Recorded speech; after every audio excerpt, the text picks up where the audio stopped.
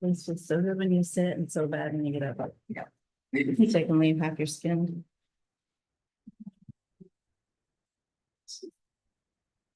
And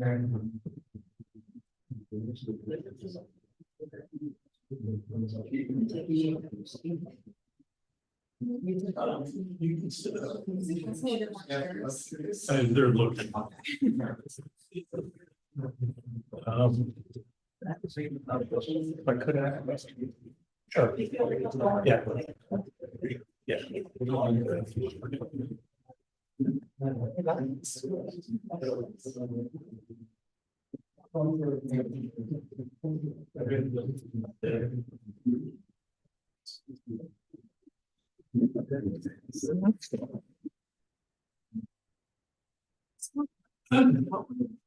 I feel like I'm a little kid. And had this many and died that many.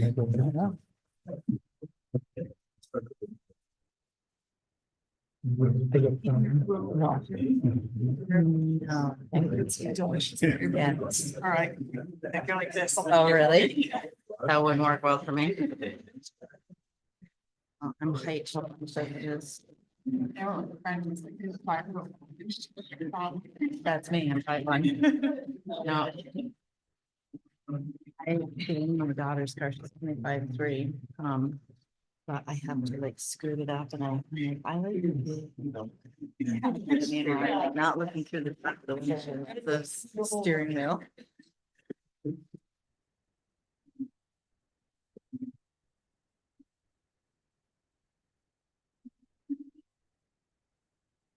We're good. All right. And any more chairs?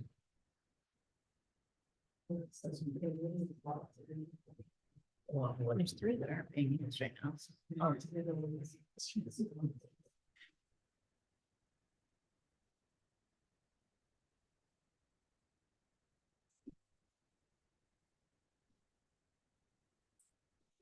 All right, welcome to the September 16th, 2024 zoning board of appeals meeting. I believe they're still looking for some chairs. Sorry about that. All right,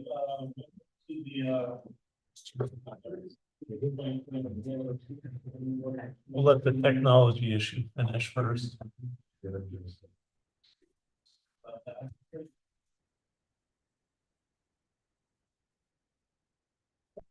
Sound really different on the recording. I hate my voice.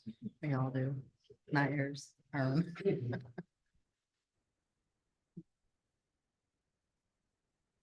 I've been my wife. Take the 20 you brought it in. We good, James? Yeah. Okay. Again, sorry about the lack of chairs.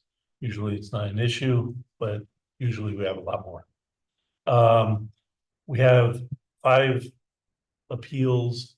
In reality, we have 2 projects. I'm going to take them not in the order that they're on the schedule. I think I'll take 2383 for 77 Brinkerhoff Street first. Get that out of the way. I think we've got a lot more work on the other one, and they're welcome to stay and watch the rest of it, but they may not want to. The other 4 are very intertwined, so we will have to talk about those. So, Emmy Petrogi, come on up, and whoever else with you. Come up and sit down.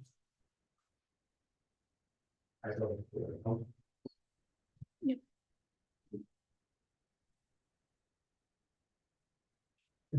If you want to bring a chair right up, that's fine. Yes. Okay, so we have Emmy, obviously. Ben. Okay, and yours? Iris Kane, okay. Special use permit to open a bed and breakfast at 77 Brinkerhoff. Can you give us a description of what you're looking to do, what it's going to entail? So ultimately, and I've been helping them out with this project.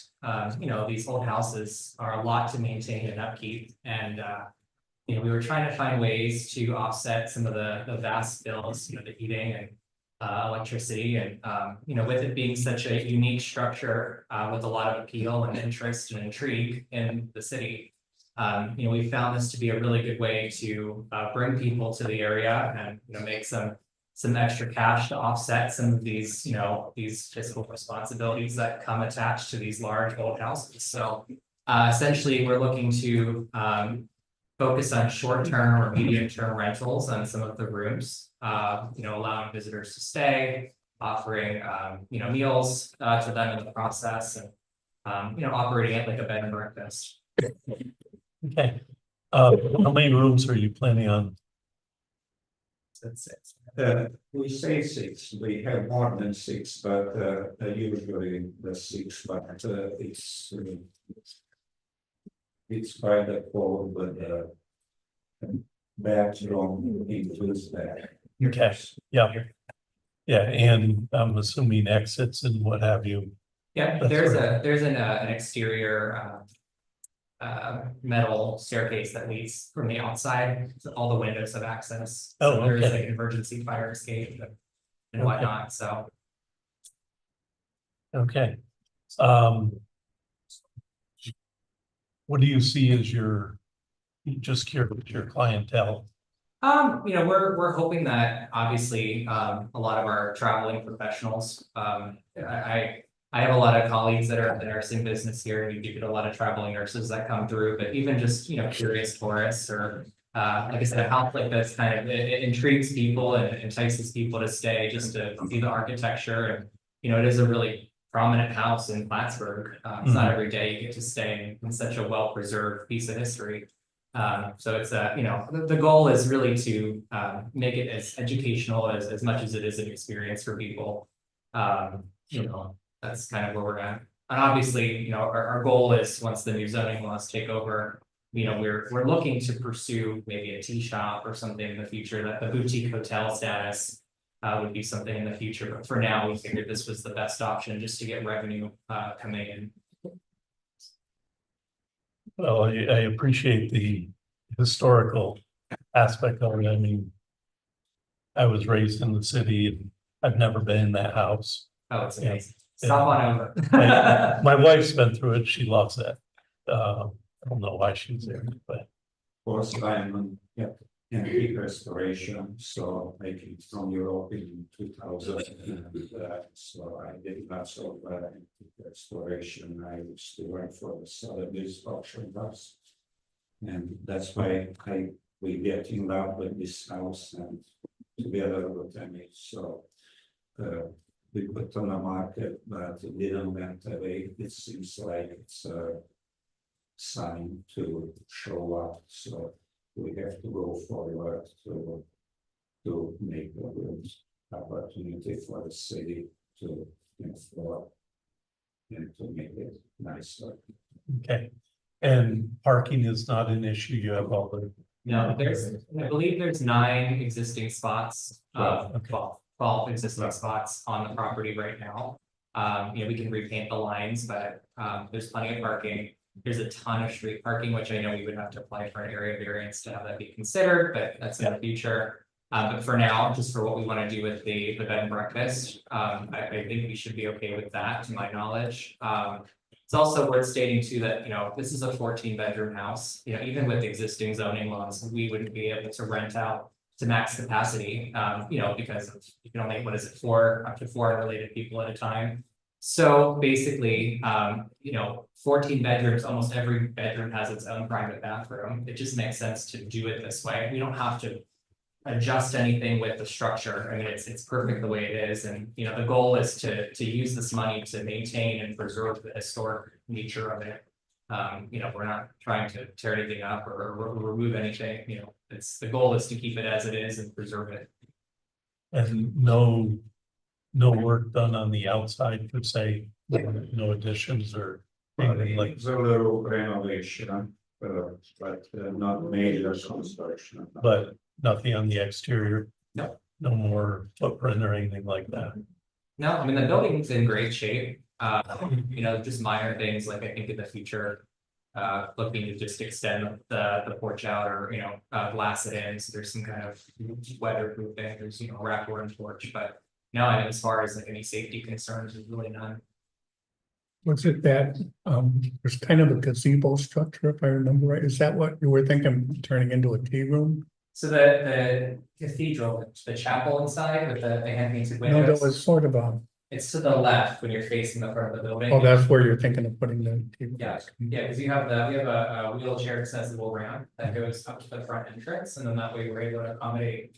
Everybody, you know, having it be ADA compliant, and then from there. You know, they'll go through the front door, we have access to, the larger room on the left, which is the chapel, we'll maybe have like a smaller sitting room on the right. And then we have plenty of space in the back, there's a really large kitchen that we can operate out of, you know, for prep work.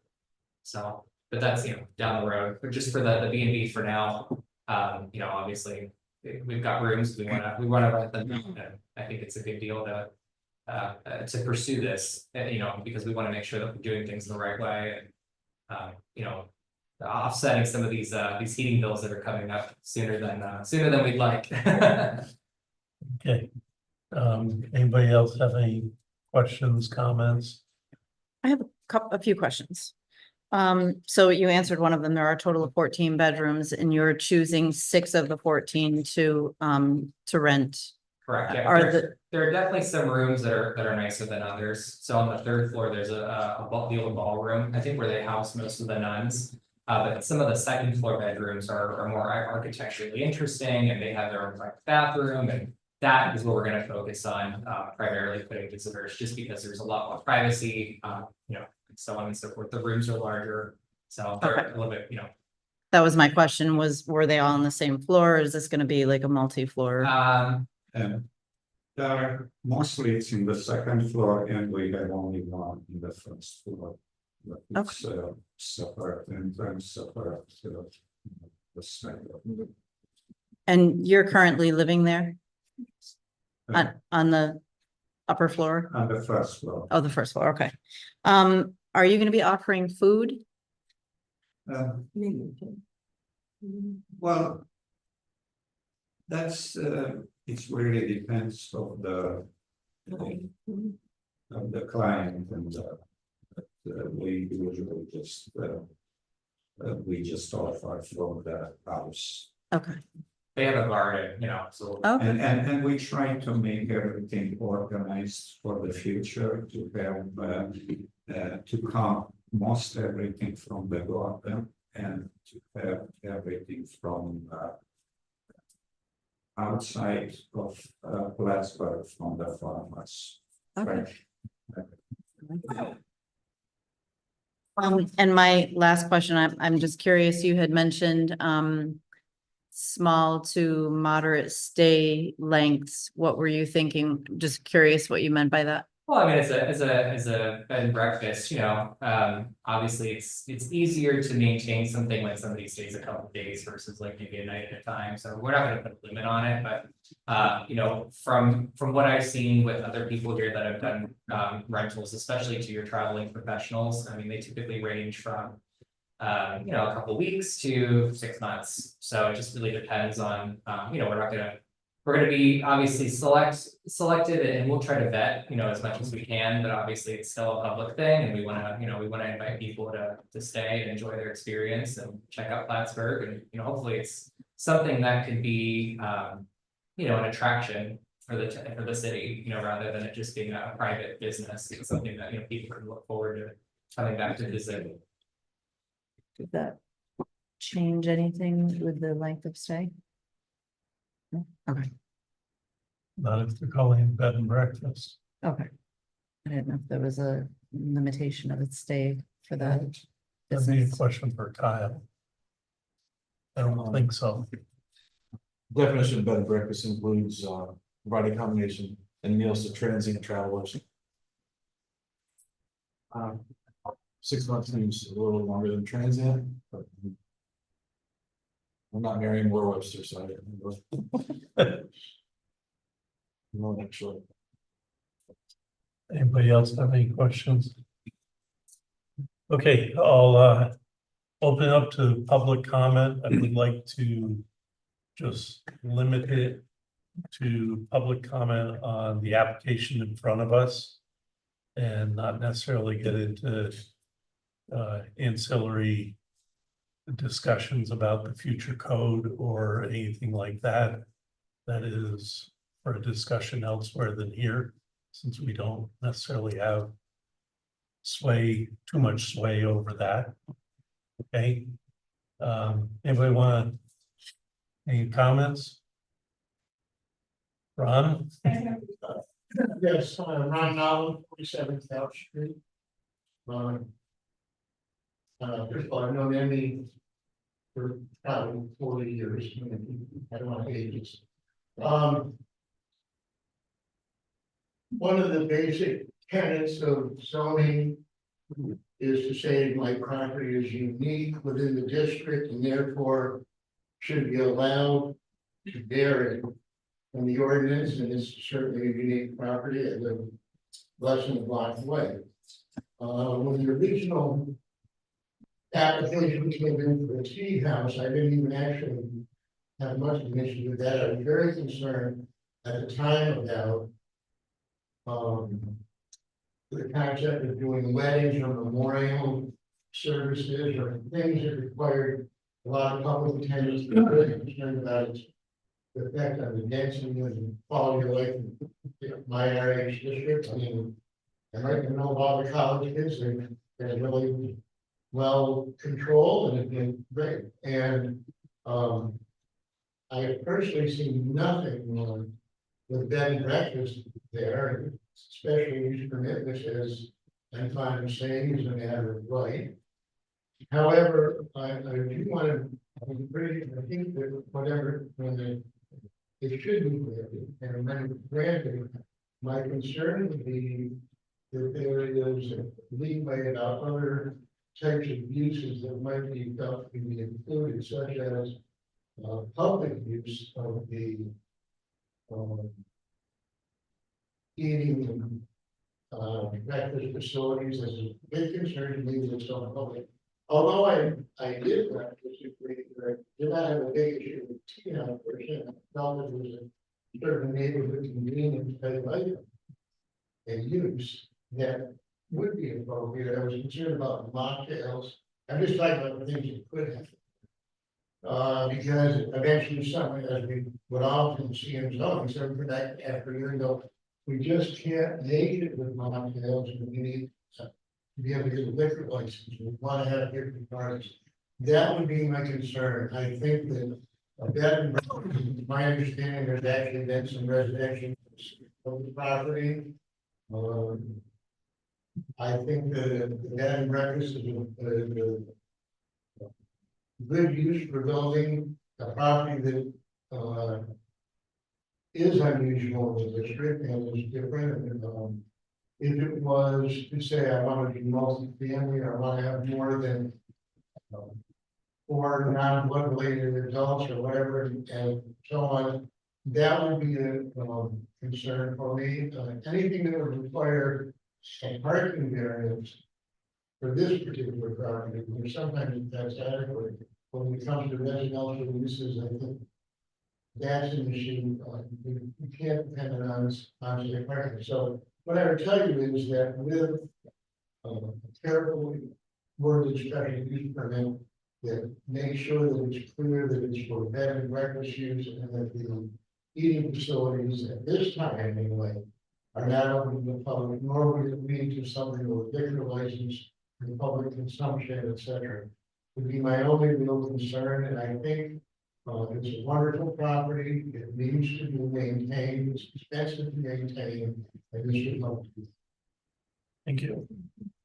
And a couple of people back here. Think around 3 minutes, summed up what my concerns would be in terms of not so much the bed and breakfast, but moving forward in type of plan. So I don't know how we can say about that. I would say something just for your own interpretation. I don't know if it's on the spot, but in terms of feeding people, having checked into the health department standards and that for having Okay, I We're- wanted to make sure that that was on your radar, because anytime it's serving food to the public, yes, would be that. That you would be that, and that in the kitchen, that's separate from where we are. Okay. Yes, Danielle, I just want to say that I do support this application and that it's a great way to preserve the historic nature of the property. You know, otherwise, a lot of these other larger houses, I think this might be one of the only large mansions that left intact. Otherwise, they have to be chopped up, you know, into different apartment units, and it's definitely a unique space that this would provide an avenue to nature, the historic nature. thank you. I've lived joined to that property for 5.5 years now. I bought the low price child care. And I think that a bed and breakfast would also be wonderful for that space. So as you said, if you have concerns about the future projects, I can bring that up at a different time. And I do have concerns about the future projects, but I will bring that up at a different time. But I do think that bed and breakfast is the perfect thing for that house. Well, and what you have to realize, we really can't, we can do what Ron requested. When we write the motion, we limit it to exactly what we're looking at. But beyond that, it's whatever the code allows at that time.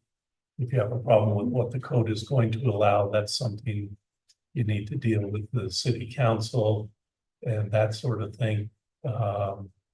And put in your 2 cents worth there.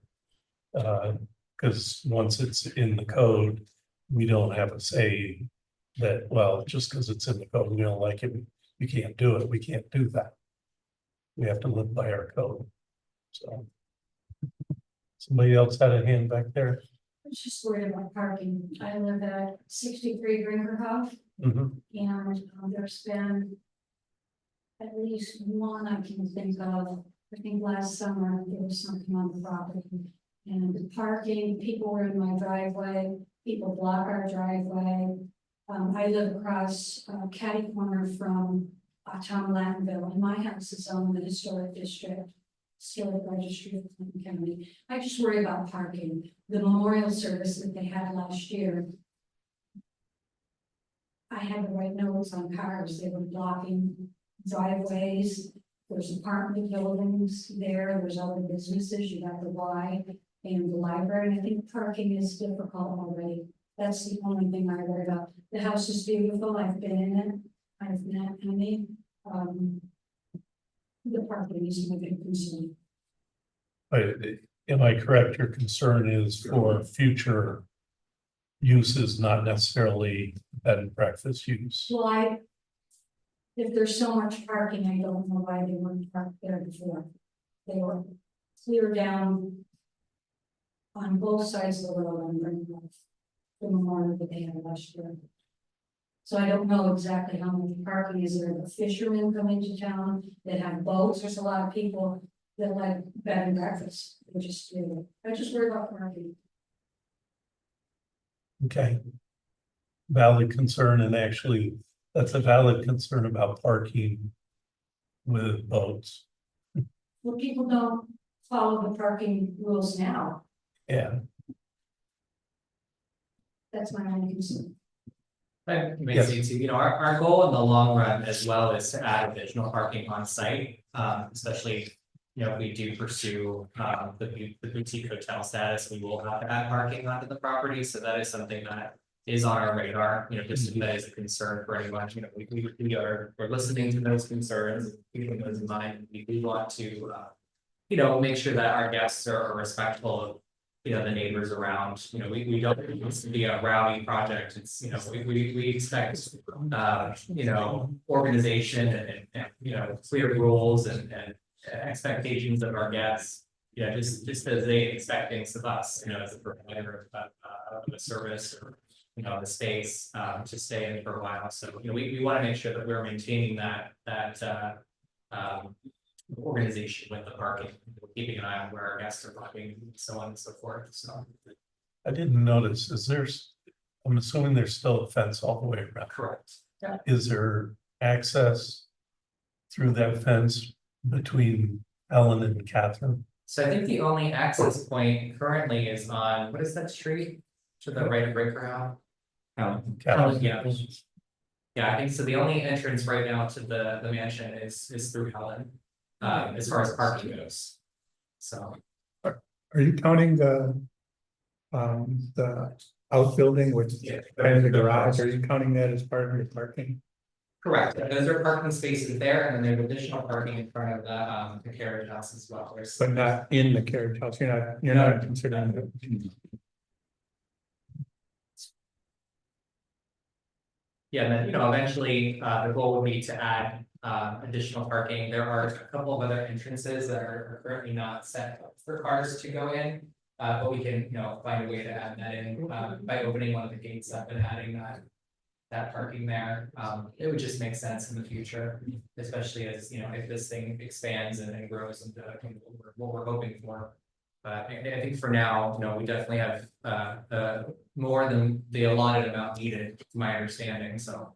I guess what I was getting at is there's that whole section along Brinkerhoff where there is nothing. Oh, yeah, no, But if you park there, you have to walk all the way around. you can walk through the front on Breaker House. So there is an entrance. Yeah, the From- main door is the. Okay, but you can get through the fence. Okay, that's what I was asking. Oh, I'm sorry, yeah. No, I wasn't talking cars, it's talking people. Oh, yes, yes. So there- somebody can park on Brinkerhoff and walk Correct, right in. yes. There's a lot of parking all around the exterior of the building. Yeah. I personally have never seen anyone park outside of there. There's really not a reason to. Maybe unless the Strand has a show or something, but I've never seen anyone park out front of the building.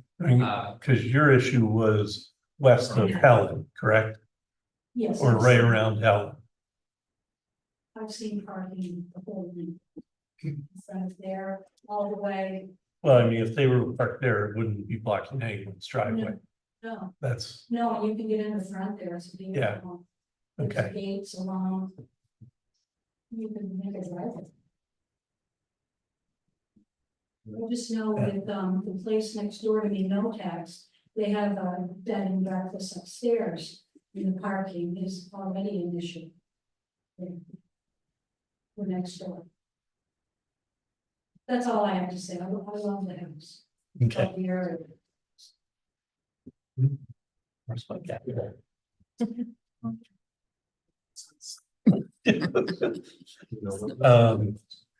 Sorry, your time's up. And again, part of it is my hearing worse than it was a few years ago. So maybe some of this has been discussed, but the issue with, consuming with. I don't have a concern at all with bed and breakfast. Especially. I am concerned about parking, and one of the, we talked about this being an unusual property, one of the unusual parts is that except. A big part of this property is front yard. 3 sides of it. Our front yard, and, if there's gonna be any new parking created. They can't create it in the front yard, so that's the concern. Number one, I'm not sure what the application says, I paid actually more attention to the second. Yeah.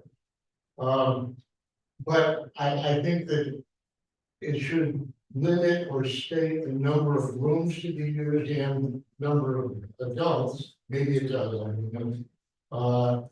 So that that's not open-ended and that it conforms to the, there's quite a bit of parking, there's a decent amount of parking that at least to start with, and then if they might come back and say, look, we can do a little more stuff, and people are going to the art center and blah, blah, blah. That's fine, but for now, I guess my opinion would be that there's a certain amount of existing parking. It's gonna be very hard for them to create any parking that's not in the front there. Because there's so many parking. And then if the number of adults and or rooms or how that is figure because it's different, it's non-blood related, blood related, family came, etc. Is tied to the existing park, whether that's something made or even put in the motion that it will not, based on current codes, the number of, temporary residents for bed and breakfast would be restricted to the number supported by the existing park. And then if we need to come back, if there is a problem with the park, and we come back and there's a variance, I personally, to me, I like these. So that's my thing. I am afraid about more parking with front yards. I am afraid. It's a beautiful piece of property, or more stuff being taken. Thank you. I'm just gonna, just get into this on for 1 second. Yes, Bed and breakfast in the New York State Code is up to 10 temporary residents or 10 rooms, should say not residents, up to 10 rooms. Plus the owner, so you need 11 parking spaces. They have 9 provided now, and there's, they can on the west, west side of Beatfield, they could provide the 11, total of 11 they need. But other than that, that's, you're absolutely right. Other than that, So they're well within. so up to 10 is the max you can get no matter what. Okay. And we had someone else back there. Yes, ma'am. Yes, I live on Ron.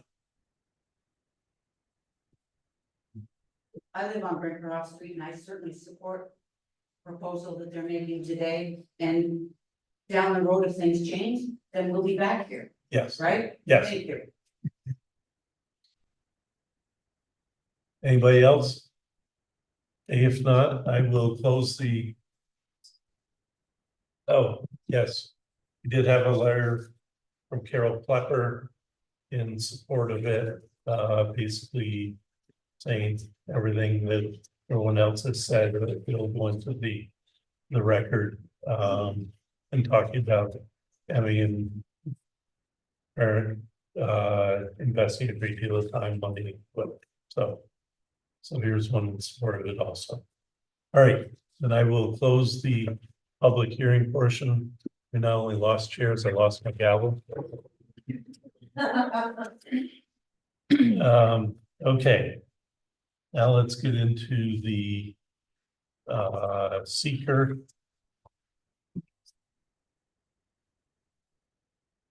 To be edited in the historical section.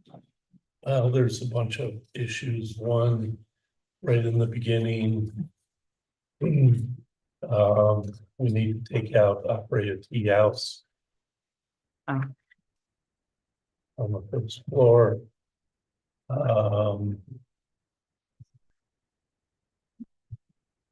Government agencies. Will a building permit be required? Kyle? To do any. Oh, excuse me, Yes. we're not done with you yet. Go ahead. Sorry. I lied. The building permit will be required if there's any work going on inside, which it probably would have to be, but Okay, just to use it as such. Or not really. okay. Then. The other areas. That I really had issues. Create a new demand for water. You would check no. I guess are you thinking you're gonna use more water if you fill up rooms with? I mean, in the past, they've had, the max amount of people that, they've been allowed to residentially in the property, just renting out rooms.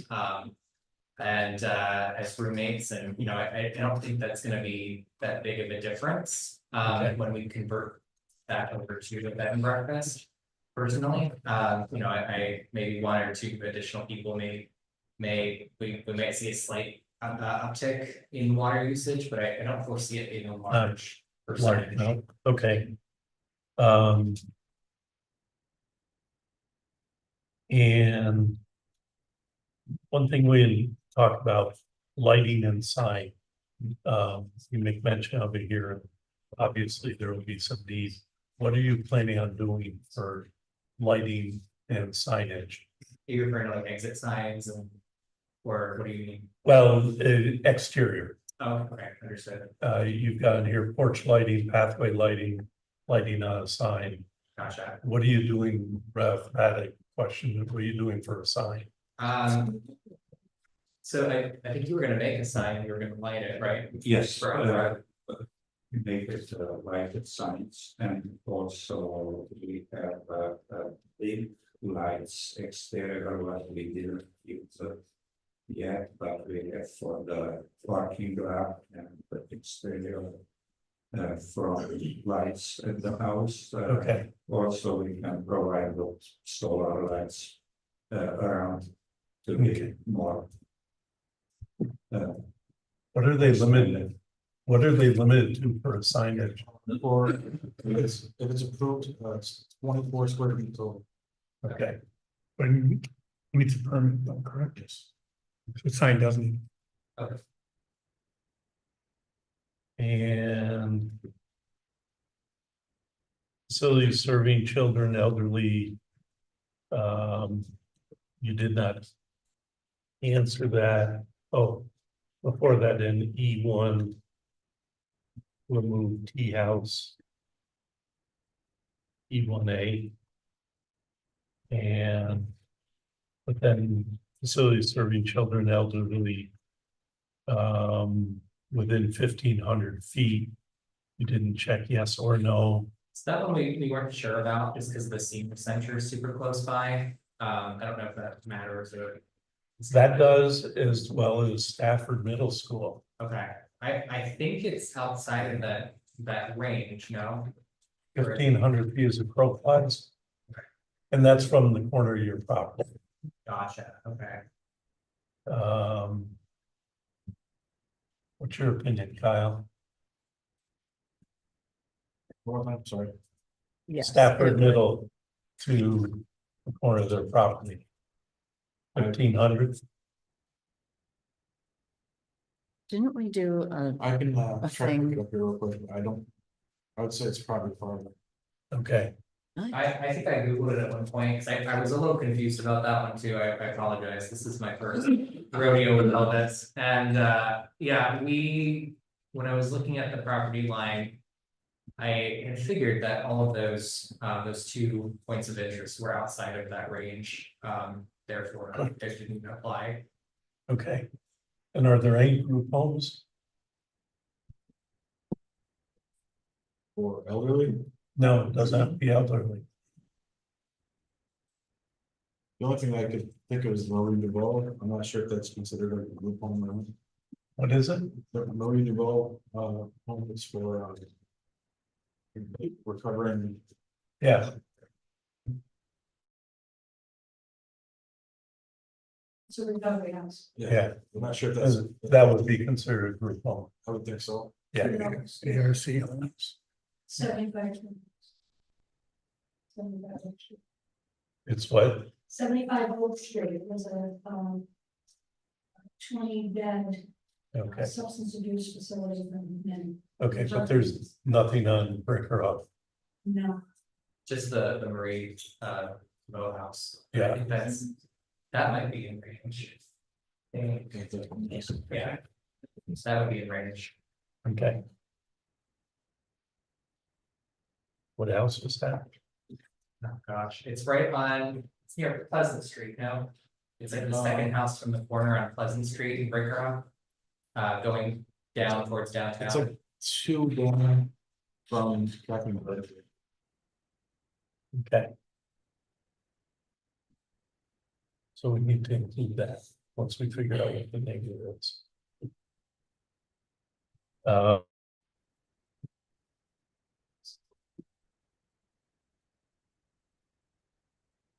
And the last item.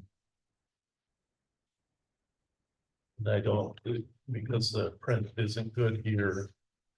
It is in. Section E. No. it's right here. What is it? It's this one. Oh, Yeah, I think it's E. Yeah. It's EE and as if it's a historical and yes. that should be checked, yes. And then below it, it is I can't read it, but it's a building or whatever. It's not the archaeological choice.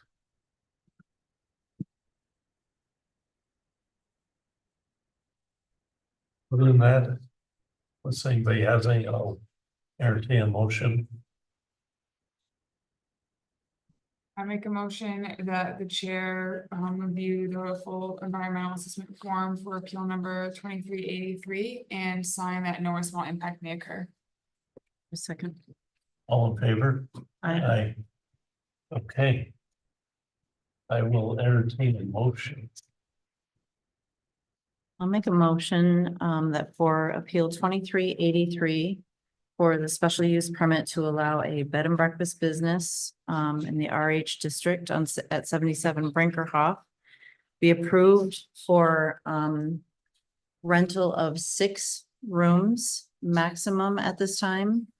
And to be used strictly as a bed and breakfast with no extra uses to include sale or imbibing of alcohol.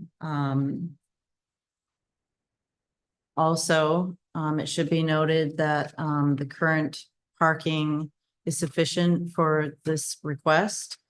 However, should the owner request additional rental rooms, that you return to ensure the parking spaces are adequate.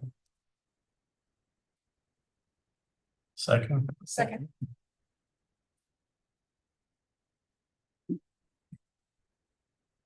So. Did that motion imply that you can't drink alcohol on premises? I shouldn't have said that. No. Sale of. Sale of Let's only, change it. yeah. Let's modify it to sale of. just remove the imbibing part. Yes. Yeah, I wouldn't stay there if If they you're won't let me drink. Right.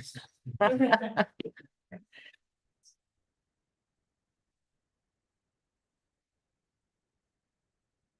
I can't put it in. Stay home.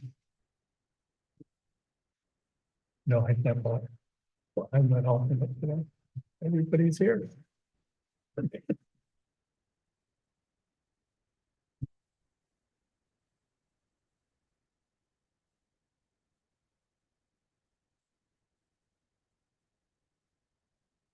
Okay. You got 5 yes votes. You're good to go. Thank you.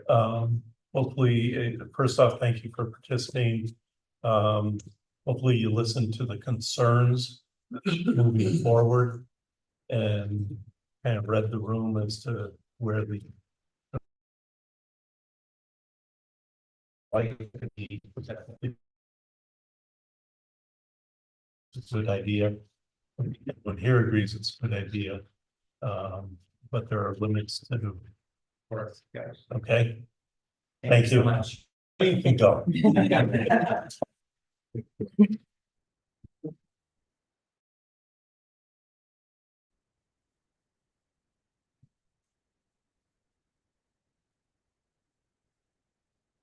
Please come see us before you get started.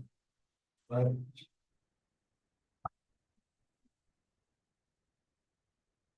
It's like, Just want them to come see us before they get started. did you catch that? Just come see us before you get started and do. Yeah, you got it.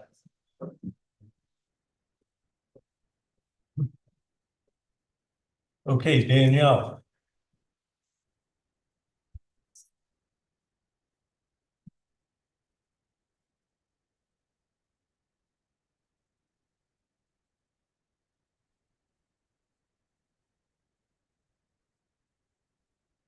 Good evening. There. Okay. You give us a stack. Yeah, all right. No, that's kind of required by us. So I think what we'll do is get a description of what you're doing. Talk about it as a package. And then we'll have to get down to separating each item and each thing that we have to take a look at and approve or disapprove, whatever. Okay? So tell us what you're doing with the albatross. Right. So 2 parcels, 4 buildings total. I'm, what I really want to do is kind of. I have some personal, goals, and then I also want to make the neighborhood more vibrant and more of a walkable community and do things that are good for my neighborhood and kids in the area. So I'm a dance instructor, trained dancer. I've been teaching my whole life. I found it difficult to coordinate with I work also full-time during the day. So I find it difficult lately, since COVID really, to coordinate my schedule with existing dance schools. So I've been looking for my own space for a couple of years now. I had ideally I wanted a 50 by 50 foot space. My minimum that I wanted was a 30 by 30 foot space, which this building has. So I was really excited to see that.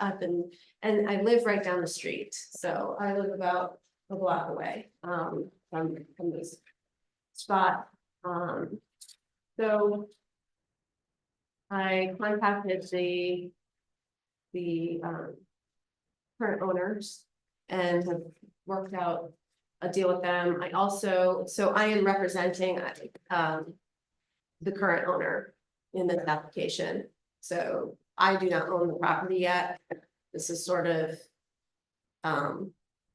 I'm putting this application in. If I get approved, then I'll move forward, with the purchase. So this is the main building.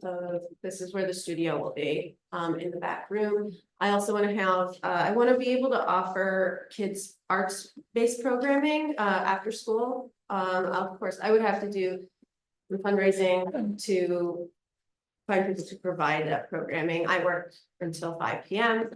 My classes starting out would be taught after I get out of work. So like probably around between 6 and 8 o'clock. And I would be primarily doing privates to start and scheduling them, not having like weekly classes per se. But I would like to be able to offer some after school arts programming for the middle schoolers. It's right up the street from them. My son goes to Stafford Middle School now, he's in 7th grade, and I was surprised to find out that they actually don't have any art class for 7th graders. So that's something that I would really love to be able to provide. At this site, there are 2 rooms in front of the building that would be used as classrooms. And then the storage building, I intend to use for storage. Besides the studio space and those rooms, there's not a lot of storage at all. I also own several other properties, so I have a lot of construction material that has been building up on those sites that needs to be moved out. And like I have a space that I could add another bedroom onto a unit that I have, but it's just filled with construction material. So that would be an additional, source of income for me if I could get that out of there. And I've got like 2 spaces like that actually. And then I don't know if you want to, but the building to the right here, my intention is to be able to divide that into 2 separate units. So you have 1 unit on the left, another unit on the right. The left-hand side is about 800, somewhere around 800 square feet. I have it in my plans, and then the other one is just under 1,000. And I would like to develop that into a like a neighborhood convenience store, sort of like a general kind of store, and then some type of cafe. Type place, and the historic, like, precedents in the neighborhood, there used to be a lot more things like this in this neighborhood. You know, Langlois Dance School actually was right around the corner, that's since closed, and that actually was also a convenience store before then. This building was a laundromat previously, it's been vacant for I don't know how many years, a very long time since I've been living. What? Oh, yeah, dry cleaner. Do you remember? Was it 1 hour? 1 hour? Okay. So, yeah, dry cleaner. Yeah, my neighbor. So, there was a dry cleaner there. And a dance studio, before it was a dance studio, it was actually a convenience store also. And actually, I don't know how many people know this, but the co-op actually started in that neighborhood as well. So there's a history of these things being successful in the neighborhood. It's a close-knit community, and I hope it will be supported. I haven't really, you know, talked about it too much yet publicly, because I want to get through this process first. So, what I'm looking to do. Now, when you say a neighborhood convenience store, you're talking like a equivalent to a Stewart's type of thing? I personally would like to see kind of like I would like to do an old fashioned type, like general store, or like a country store, you know, where you would get random household, like, you know, cooking supplies and, you know, maybe some, I'd like to have it be like a destination place that's very unique and has like a historic kind of vibe to it. Like you would see along the river. Like a trading post. Yeah. I'm thinking of Donaldson's Trading Post up in Fish Creek. Yeah. You walk in there, you got everything. Yeah. Okay.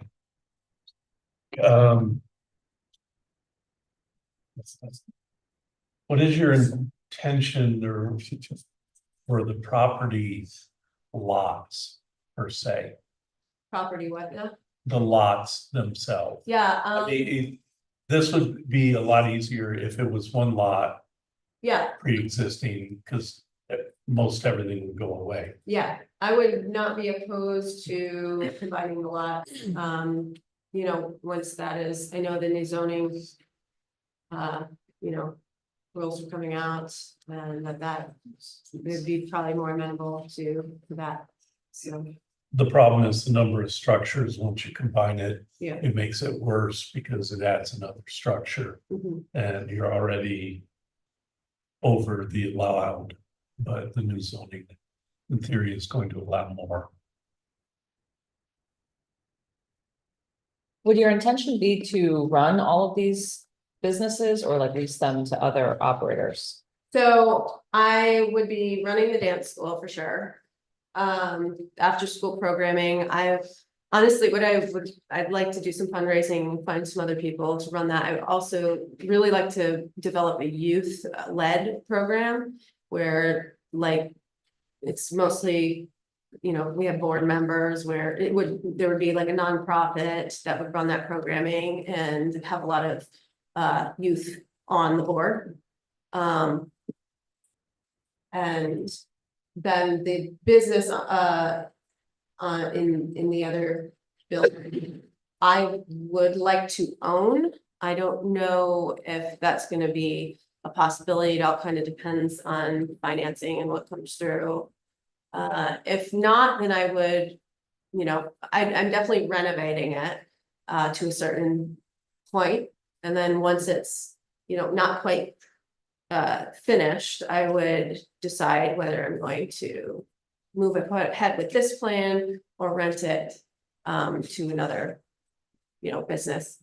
And my understanding is that as long as that business is within the parameters rules within the neighborhood market. There's different types of businesses that fall under that. Mhm. And if the parking needs are equivalent or less, then all they would need is a permit at that point. So they wouldn't have to come before the board again. So the parking plan, which works, but it's dependent on actually both properties being purchased at the same time. Because they're dependent, the parking plan is dependent on each one. So, in other words, if the variance. If the parking variance was approved. And you only purchased the one property, the dance studio property. It would not. There would be, it wouldn't work anymore. Yeah, I know the So- seller is, the lots are being sold together. I'm intending to buy them together and I intend to combine them when, that time comes, but. I don't know if there's anything that you guys can write into an approval that would make that a requirement or how that would work, but I'm fine. I don't have an answer for that. I mean, I think that so that in other words, if the variance was approved and you didn't purchase both properties, then you would have then you would have to come up with another solution for parking. That's what it would boil down to. And then seeing we're shelving the other issues, especially combines if she needs. So I have a question. Okay. Sure. I just want to clarify that you're going through this process right now because you want to know that you're going to be able to be approved for these things before you purchase the properties. So you don't invest and then you're told you have property you can't use. Right. Okay. So my question to you was, can we approve or disapprove? Can we address the special use issues? And knowing that, yes, you're going to be allowed to do this, but you'll have to address the parking. Can we do that later after you've combined the properties? We can't approve the special use without the Without. variances being approved. Sorry. My understanding too is that this approval applies to me only, so not to the property. So if it gets approved and I don't buy the property, then it's null and void. Is that correct? We can make it that way. But a special use permit, I believe, follows the property. So once you get it, am I correct, Kyle? Yeah. So once you get it, if you sold the property, then it would follow the property, but we can make the special use permit contingent upon both properties being owned by the same person. And also we can make it contingent upon you combining them or that you get an easement on the deed, one to the other, so that the parking is allowed and used by both lots type of thing. I think we may be inclined to limit you to either or, but require something. And wait until the zoning comes out. And then I think your best option might be to combine them. But if that doesn't go through or it changes, then we would say you need an easement on the deeds. Which actually you might do when you transfer right off the bat. Right. Since the deed is going to be recorded. That's somebody with a bigger brain than mine that would know about that, so. Okay, any other comments, questions? I have another question about the dance studio / art studio. Do you have a separate entrance for the dance studio, or is your intention to go straight through the art area into the dance studio? Yeah, straight through, there is a back door, like a garage door as well that opens up. So that in warmer months, I imagine being open as well.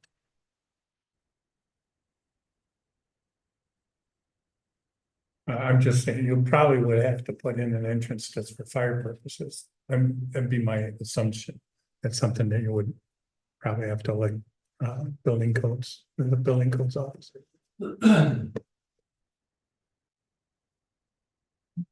You would need two, you definitely would need two exits, I think. for Yeah, fire. I mean, there's a giant. Well, it'd have to be a fire, you know, some, like an. An overhead door is not Yeah, It doesn't an count. egress, Oh, okay, so, because you can't just push on it. I mean, that's certainly something that could, I yeah, mean, you could add to the building. It would Yeah. probably need to be added. okay. Okay, like to open up to public comment. Um. Yes, Mr. Barnett, Senior. Good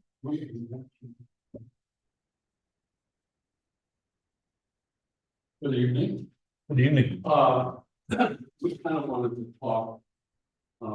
With you a little history lesson. I don't know if that's possible, but basically talk about the zoning and why it's worked there and the evolution of the neighborhood. Since we bought our first property there in 1976. And a lot of you guys were around, but there's been a lot of changes there, very positive. I'll show you some pictures. Is this okay to do? Sure.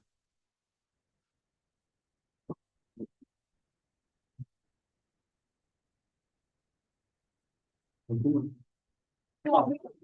can pass it out if that's easier for you.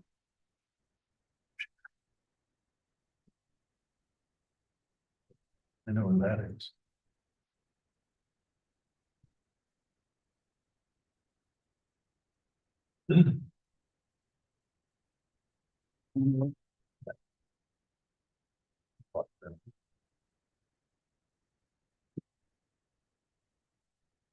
Anyway, just a brief summary of the neighborhood. We bought the old Mason lumber yard in 1976. And at the time, it was a big old brick building with a brick wall, and it had a 2-car kind of carriage shed on the windows.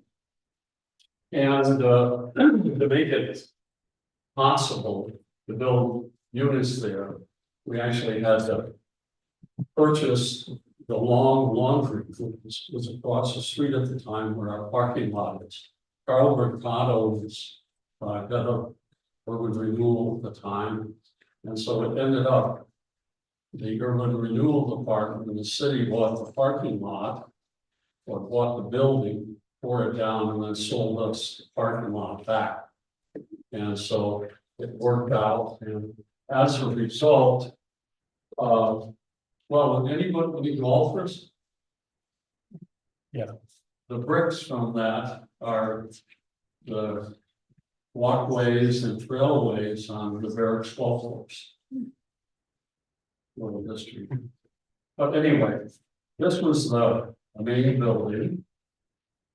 And as you can see, we kept it intact, and today there's 28 apartments on the main parcel. And this is the parking lot. And as you can see, looking back, some of the improvements that have been made there. For instance, right now, we have a very nice river trail. I'm hoping the city sees its way to open up, so you can see the river a little better. In this particular area, there's where the original bridge was, that came out, you have a walking bridge there, now you got gazebo out over the river, and you got a lot of nice areas for people to come, visit, walk, do the bike trip.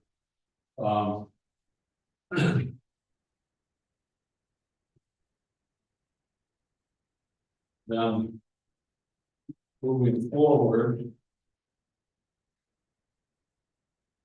This was the lot that's on the corner of Pine and Standish Street.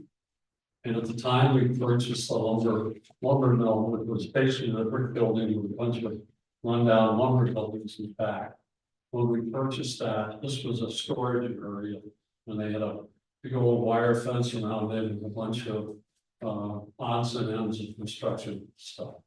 And that today, we soon will be home for about 8 townhouses, which we want to match with the townhouses that are now on the other side of Standish. And the other picture, I don't know if you people have been there, but this is the inner courtyard on the units that we built. And we pretty much want to do the same thing on Standish Street. There's room for 8 units. We actually, in addition to the Mason lot, we bought an adjoining lot. So now we have room for 8 or 10 units, and we're going to bring them around the corner and to what used to be a Landmark dance studio. And we would like to put some fencing in the back and have something looking like this there. Moving along. Well, this is the first glimpse of the property we're talking about tonight. It sits about a foot off our line. We bought the lot behind us because they had at the time there were 2 buildings there. There was a 4-plex and there was a small building, and they were their septic system and so on was on our property. So we bought the property behind us, tore down the small building, and what you see there today is 4-plex. And then in the back of that, we have property we're talking about here tonight. Now, in addition to that, we purchased the Battery Street Hills. Anybody been down there in the last 2 or 3 years to see it? Yes. It was used to be a gravel pit, and then it was all wooded and down trees and brush and so on. And we, where the gravel pit was, people used to use that as a place to dump their garbage and so on. But anyway, a year ago, or 2 years ago, we had it all graded, and from the top, this is what it looks like today. And that parcel will be 20 apartments, which we're hoping to build in the very near future. We're waiting for a couple of things like interest rates and cost of building, but anyway, it's definitely on the agenda. And then this is a picture of the storage building. And you have the other buildings. One thing, discrepancy. Now I'm sure this map is much better than the one I got, but we got this one out of the property office. And this shows the property surrounded by the ownership of the property in the back. And actually it's been surveyed, and we've been on to look at it. It is that way. It's subdivided. Oh, is that what it's done? Yeah. Yeah. The property line is back here somewhere, and all this has been added to that property. Okay. That is news to us, we use real property, but anyway, we strongly feel that is a residential area. We think it has really picked itself up since 1976, and this property is the last commercial property below Battery Street Hill. And when you look at that area, every year it keeps picking itself up. Somebody is doing something with their property. And it's, I think the neighborhood has gained tremendously from the development we've done. And we want to continue that. And we just don't feel like a haphazard commercial operation is necessary in the neighborhood. We have a convenience store right up the street. They have stewards. And anyway, we think when the founding fathers or whoever put that as an R2 zone, that's going to be able to stay. That's our thoughts. So the R2 zone does permit these uses with a special use permit. What's that? The R2 zoning does permit these uses with a special use permit. It's, so I mean, it's part of the R2 zone. Well, I'm just saying, I think residential is the way to go down there. It's turning into a nice area. Some people have spent a lot of money on their homes. And I think it's to stay with really residential. That's our thoughts. Is, I'm sorry. No, go ahead. I was just gonna mention I mean, has any developer looked into buying the property to develop as residential? Yeah, Not that I know of, but But we have an offer, and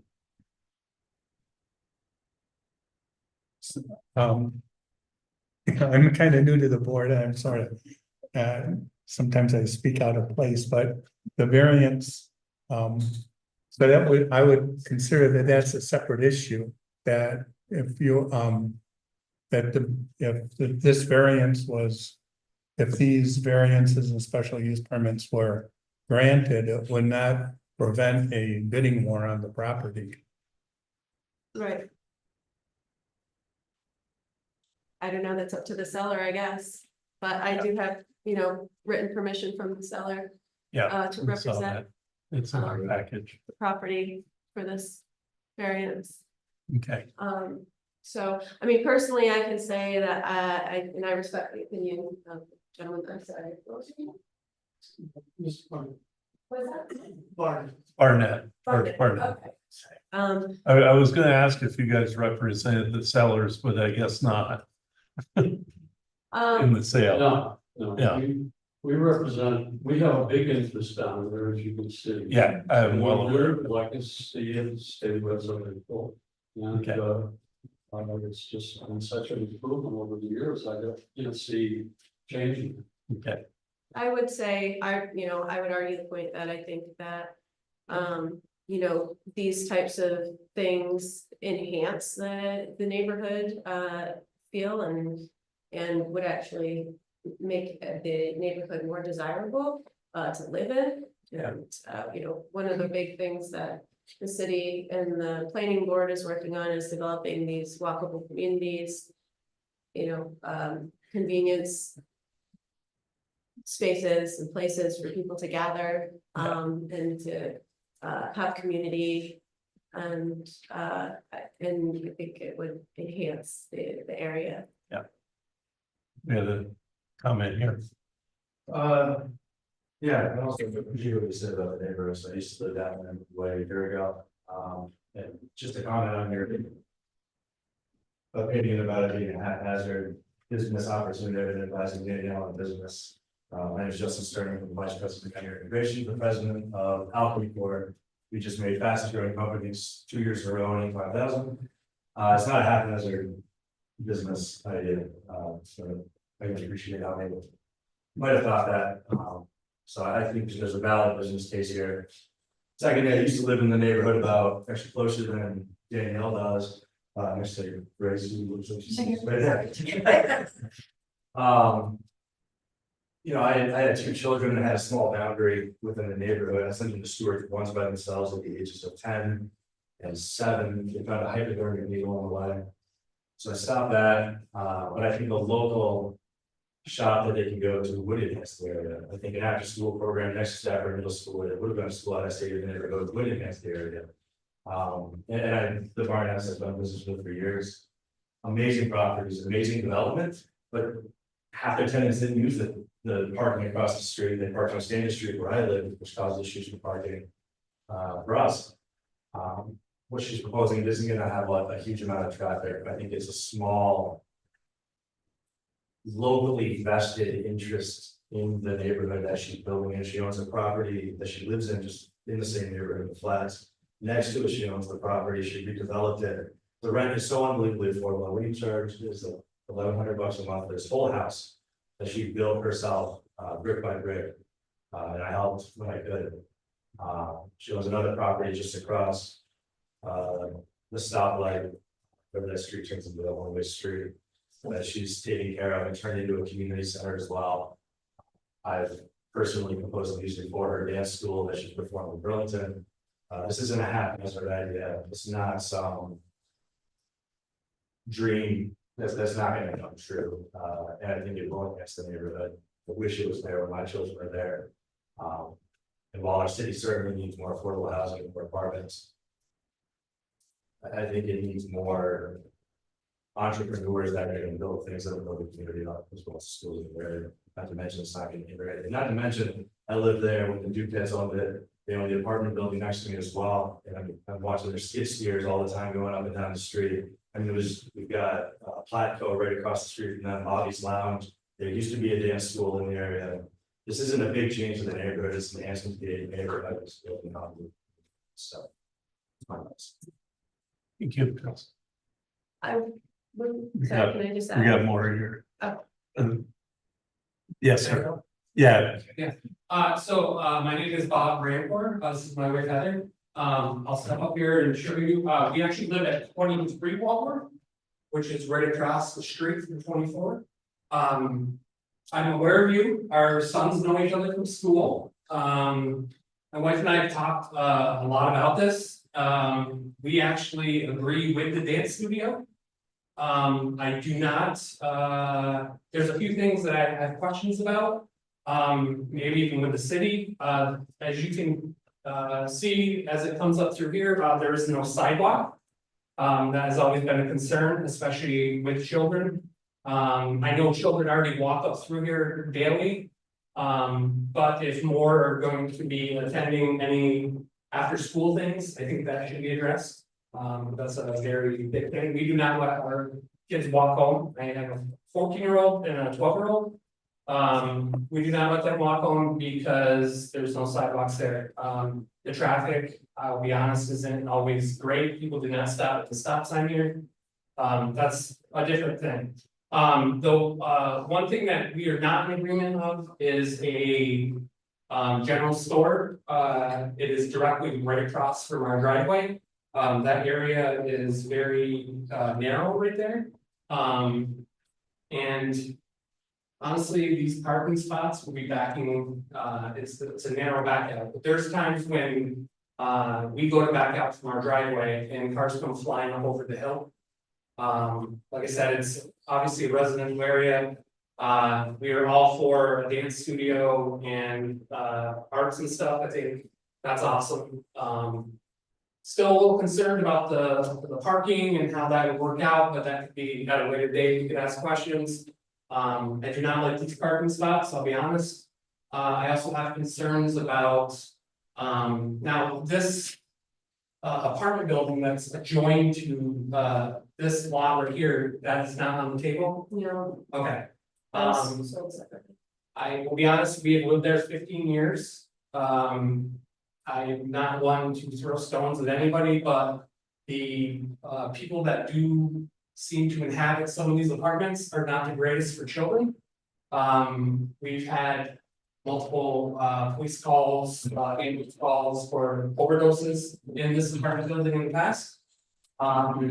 There are beer bottles, you know, you name it. Even 2 nights ago, we had people outside of our apartment right in between 24 and 23 that were just out there for no reason. And when I finally went out with my dogs, they left. This is a normal occurrence where you have children walking up from school and you have people that they shouldn't be in this area. I'm not saying that people, you know, people walk and go, you guys know this is actually a very common spot for people to access down from other parts of Plattsburgh. They'll walk down from like Stewart's or whatever. Yeah, I think that's about it. I don't, is there anything else that you want to add? Like I said, I think it's a great idea, the dance studio and stuff. I'm just not sold on the support. Maybe more convincing. It's just, like I said, usually stores, and I'm not saying that yours would, but usually when you have stores and different things like that, it draws other people. That's not necessarily that may have money, could be, I'll be honest, I've seen people begging for money at Stewart's, so let's say that they can't come down a block and do it. It's just how I feel, but like I said, the dance studio sounds awesome, and the after school club. I guess that's our piece, is there anything else you can think of? Ron, Yes, special needs permits. As I said, are a matter of life. In general. Unless, project or use is a detriment to the neighborhood. They are a matter of life, but it's something that should and need to be granted. That said, people get notions of detriment to the neighborhood are different. If I had to build a beautiful stuff and wonderful multi-family housing. If they were gonna try and build that on Couch Street, where I live, I consider it a detriment to the neighborhood. Neighborhood convenience type uses in general enhance neighborhoods and help the residential uses around them. I guess in some senses it's beauty and, the eye of the beholder. But in general, it is not that easy to prove that a special use that's allowed is a detriment to the neighborhood. There's a concern about parking and parking right there, and what parking is there. This is certainly a lower impact than when these guys had in construction, I would say. The other thing, I think that the special use permits for that type of use are pretty hard to avoid granting, frankly.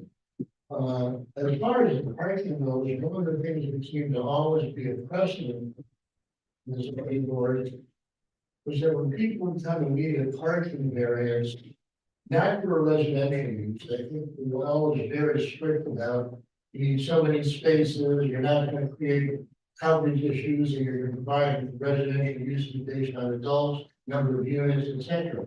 When we came to commercial, not or other non-residential uses, professional office spaces, and so on, in general, precedents have been set that if you believe that your business plan can work with the limited parking that you have, and some often that would be for restaurants.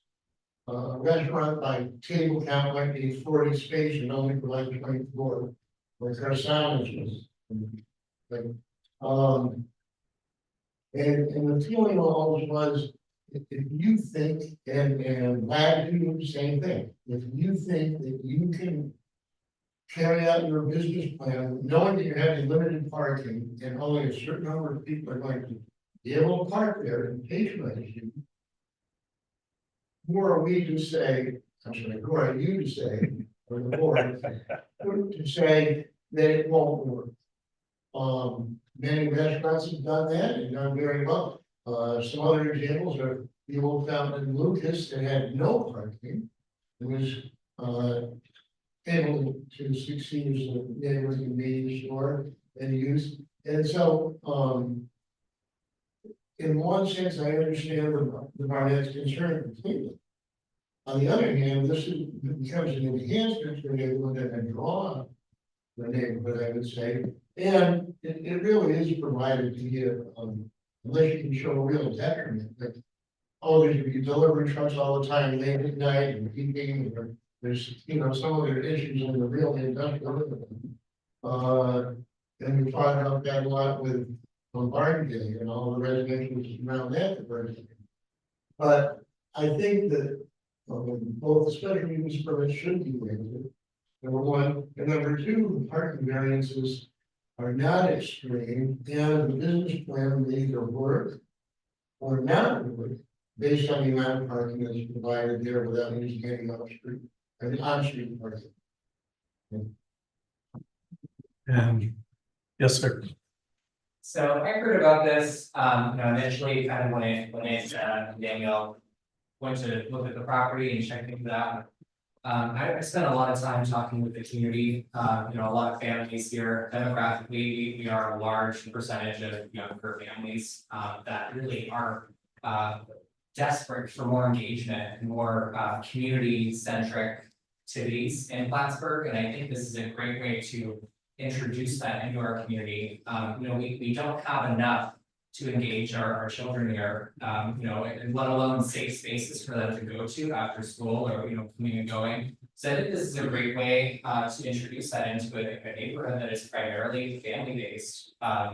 You know, and I have a policy or a thought process where if something's not being used, it does attract, you know, the wrong kind of people. People linger and wander around, but if a property like this is being used, especially on so many different ways, I think it really is gonna be a positive impact for this neighborhood, because you are gonna see the right kind of people that are gonna enrich the neighborhood, you know, coming to support this business. When you look at the new coffee shop on Clinton Street, that's just been, you know, overwhelmingly received in our community. You know, we have all room for that here. I think people want that, and I think people you know, desperately are seeking out more opportunities to have a unique experience, especially with their kids. There's just not enough to do. So I just wanted to say that I do support this project. And I think it will be really a huge asset to Plattsburgh. I think it provides more variety to the existing programming that we have that, you know, does exist with the arts here. And yeah, I think we have room to build upon that. I think there's definitely a need. So. If I may ask, do you live in that neighborhood? No, so I live over on 4th Street. Okay. Close, you know, so I we work with a lot of families here, just speaking with a lot of people. I ran for office. And I talked with a lot of families in and around this area, and I had gotten a lot of feedback. I mean, the number one thing was, you know, there's no recreation in this community. There's no recreation for these kids that are coming and going. You know, the Strand has their after school program. It's limited, and there's a you know, capacity that obviously they can't, you know, go over. So what do we do with all these other kids that either can't afford the programming there, or, you know, they can't get in because they're maxed out? And a lot of these youth programs over at the Strand do max out. They're sold out quickly, mind you. So you know, there is a huge need for these families that you know, want to get their kids involved in the arts, and I think this is a great way to accommodate them. I've seen a need personally, so. Okay, thank you. Any other comments from the public? No, oh, there was a letter sent to us from Larry and Susan Moore. Does that make sense? Okay. Basically, we object greatly to the proposed neighborhood convenience business at above address. It would change the dynamics of our lovely neighborhood to a very commercialized feeling, something I'm sure many of us do not want. Not to mention the safety issues that would come up because of being on a four-corner intersection. Which I think first off, maybe they misinterpreted the lot because you are not on the four corners. But either way, that goes into the record also. And if there's no other public comment, I'd like to close the public comment portion. Am I allowed to say anything? Oh, yes, that's, you're not public in this case. You're an applicant, okay? So, as far as the kids and part of the reason I actually really wanted to try to get this property is that, I also very strongly believe there should be more walkability. And I would like to put a sidewalk in, and work with the city and hopefully the other property owners that are willing to, you know, put it, whatever has to be done. To make that happen. I've actually petitioned the city before to try to put in this, when the street was repaved, before there was a complete streets program in Plattsburgh. I was actually the first person to mention complete streets because I worked with complete streets in Boston before I moved here. They didn't know what it was at the time. They didn't implement it until after Walworth Street was done. And at that time, they refused to put a sidewalk in when that was done, which I thought was really unfortunate. There's a lot of down that street, there's no spots. That is an adjoining, that corner where Mr. Barnett's property is there, on that corner is an adjoining property to the public schools, and I'm pretty sure by New York State law, there's supposed to be at least stop signs, crosswalks. There's supposed to be speed limit reductions, and there's, the cars come flying down Battery Street there. And they don't have to stop because there's no stop sign.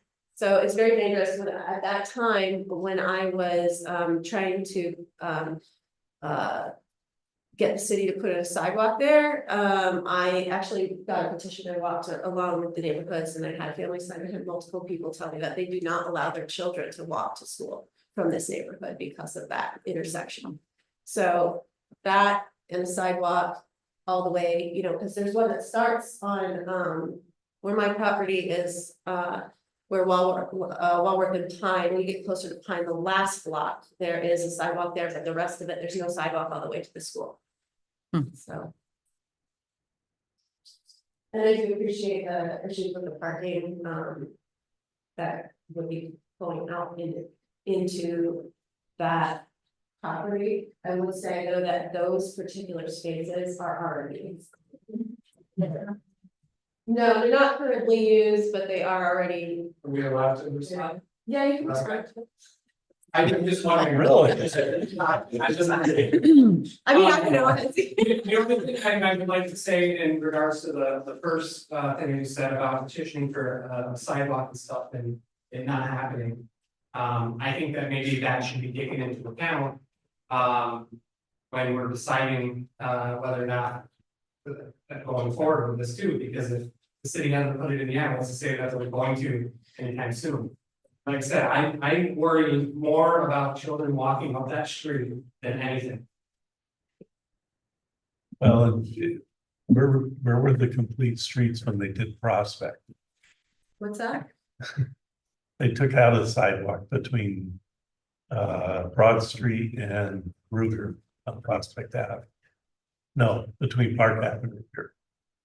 Everyone walking down to the high school. They used to have a sidewalk on the west side, or at least a line sidewalk, no parking. And when they repaved, it was gone. But it does bring up the question, these parking spots that you have here, these are to your property line, Which or ones? Yes. the ones along? They're doing, yeah, they're actually, the property line is the orange wire line, you see. And that There's is- room, there's still room on, between that and the road. City property, corridor. Okay. So it could be delineated as a sidewalk, then you'd have parking backing over a sidewalk on every one of those.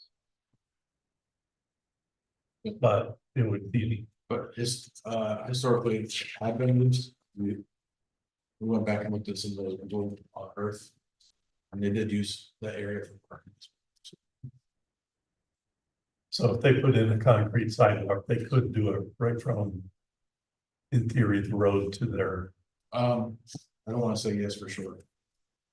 Could go on the east side of the road. I mean, the west side of the road. Yeah, that's true. okay.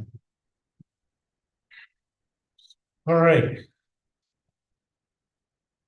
You might be easier to put on. I guess now the work really begins some boring stuff.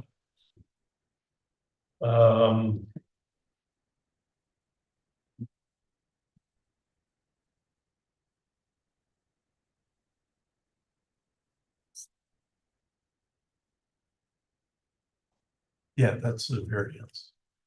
And no special use for this property. That's what, yeah, the easy one. Yes. Exactly. I just have to figure out which one is which. 382 is the variance for that one.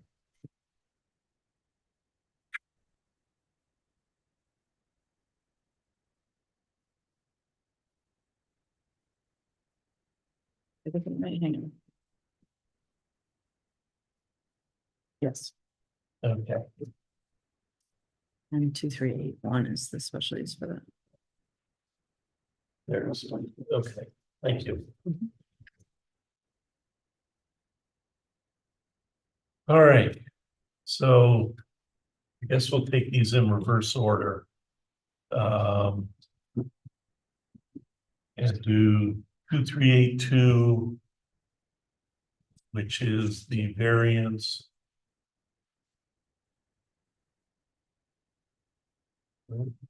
Oh, that's not. Which is the variance for parking on the larger lot. Where we have paving within 3 feet of property line. And the reduced aisle width.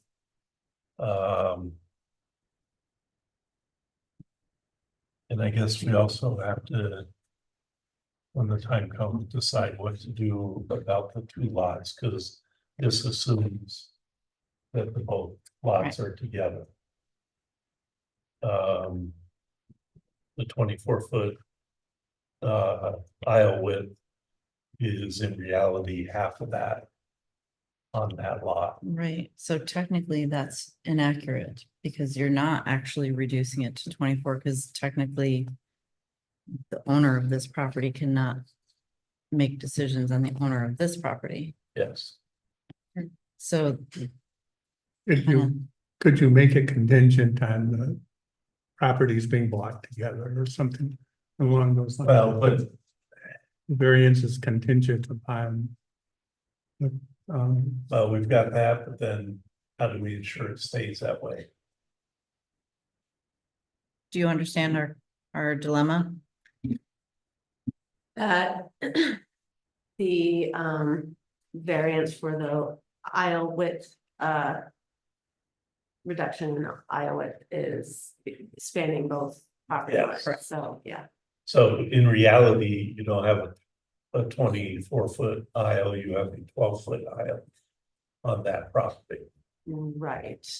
and you have a 12-foot aisle on the other property, give or take, I'm not gonna go over. So Could you say contingent on provision of an easement in the deed? Yeah, Just put it that way. yep. So, Well, That sounds good. I thought you were gonna say. No, I think that solves our problem. what was Write it it that way. contingent on I didn't hear. Oh, just Contingent upon an easement or combining of the deed. So basically. For that variance to. Once it's approved for it to be valid. That would have to happen. And okay, The time special scale. use permit is contingent upon the variance being valid. So essentially, those things have to happen. One or the other.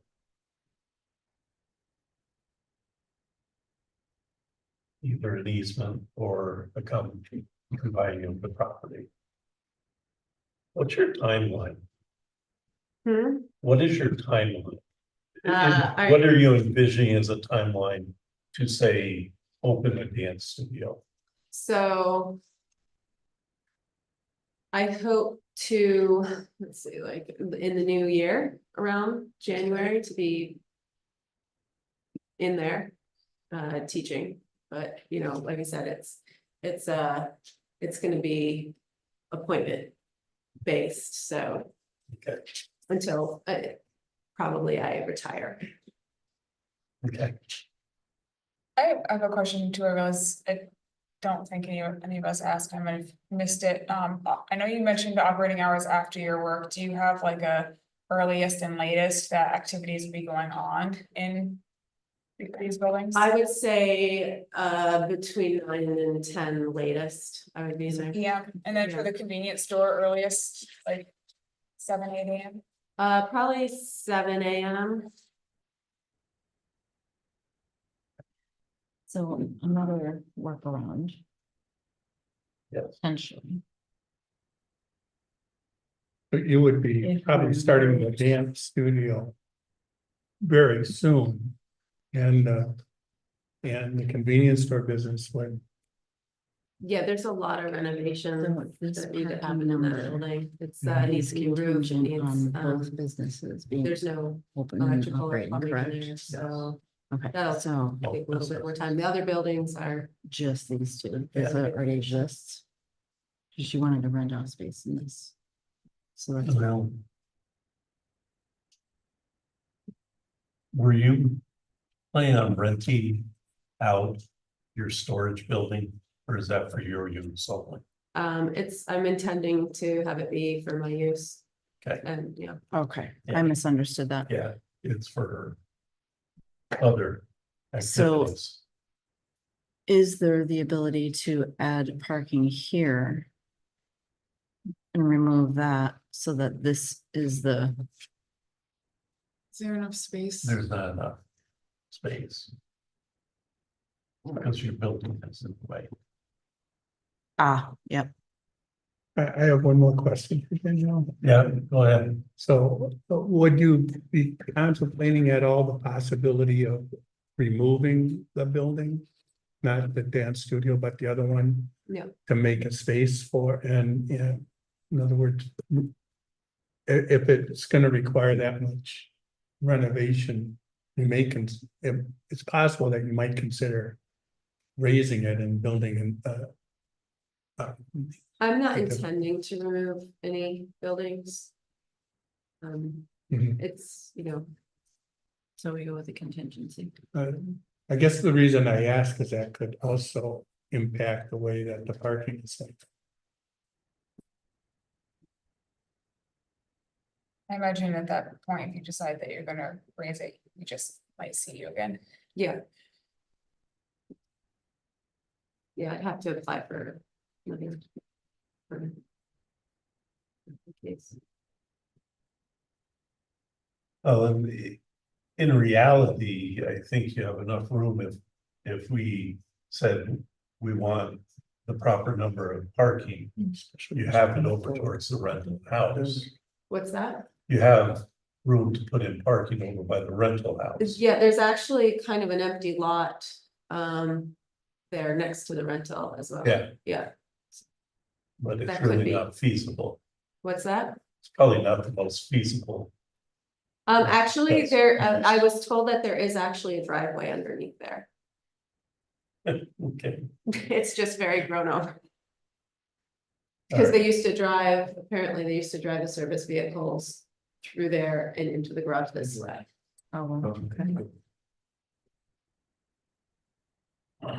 Parking over there would be hard to achieve, because it would be in the front yard, you'd be taking the green space away.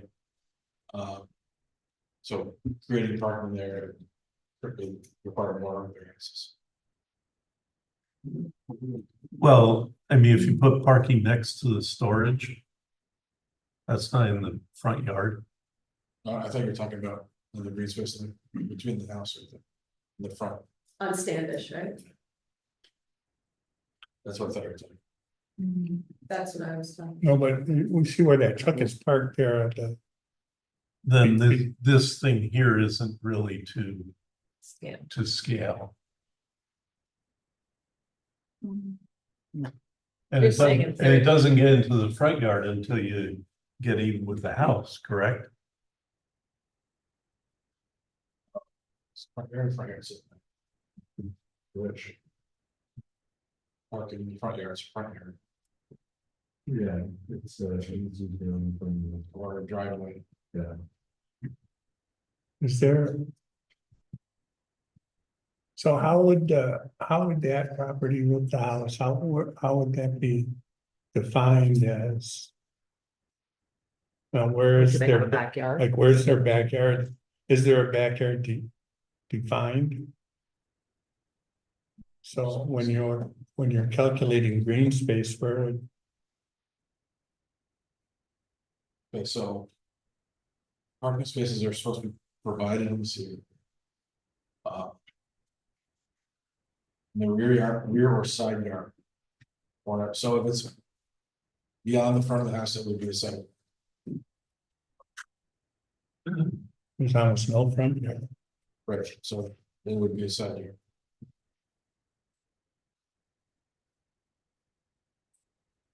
Or would we list it as a Yeah. contingency? Yeah. Okay. Any issues with the secret? But if you didn't go there, it'd be great, so let's just see. I'm not- There's-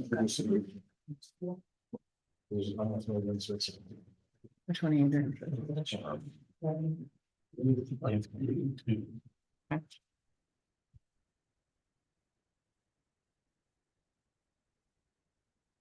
All right, any other questions? Not, then let's dig into, we have a short form seeker.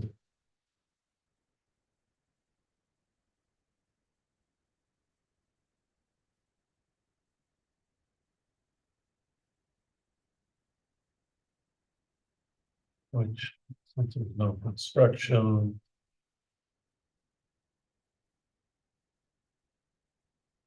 Make a motion.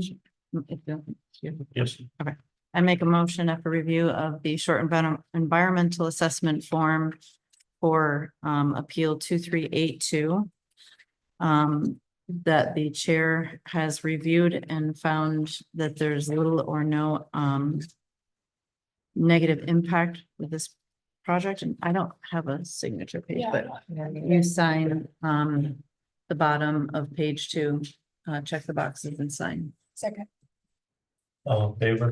Aye.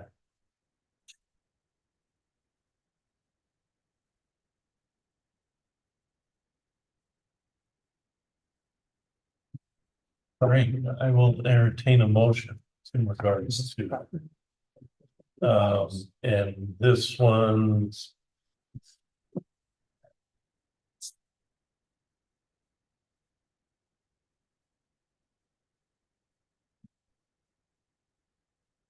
Okay, this one we have to take out one. Parking spot. Otherwise, From here? that 20, that, yeah, we need to make that That doesn't change this though, correct. so that'll make this compliant. Yeah. So I'm going to. Yep. So I've proposed a motion, or sorry, I make a motion for appeal 2382. That we approve for paving within 3 feet of the property line. And we reduce the aisle width from 26 feet to 24 feet on the south side of that property. This variance is being approved and given contingent upon after purchase of the properties at 28 Walworth Street and 24 Walworth Street, that the two properties be joined.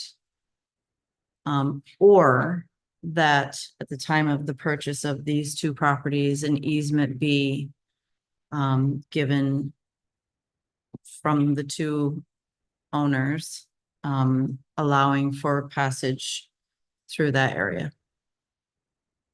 Second. Okay.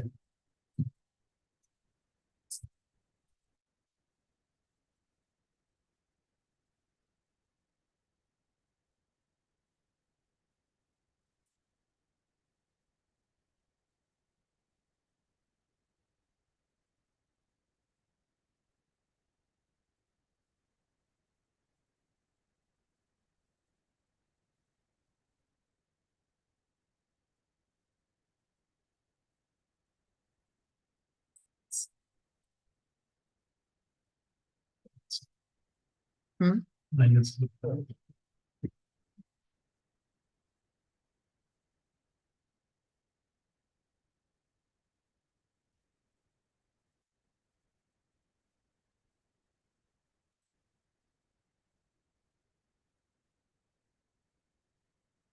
Okay, 5 yes votes.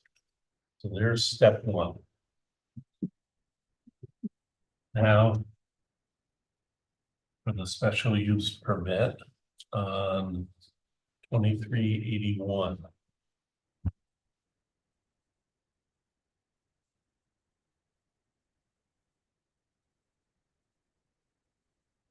This one has a long form seeker.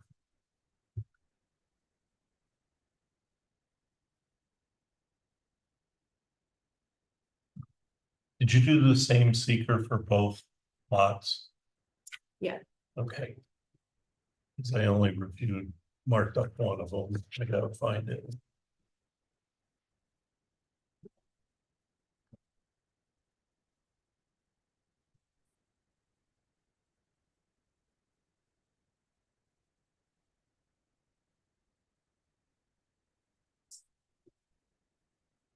Okay. Methodology.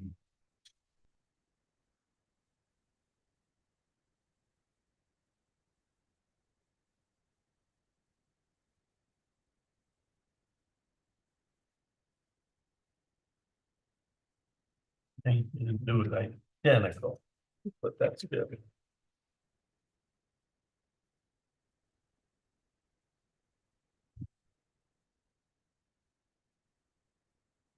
Planning and zoning actions.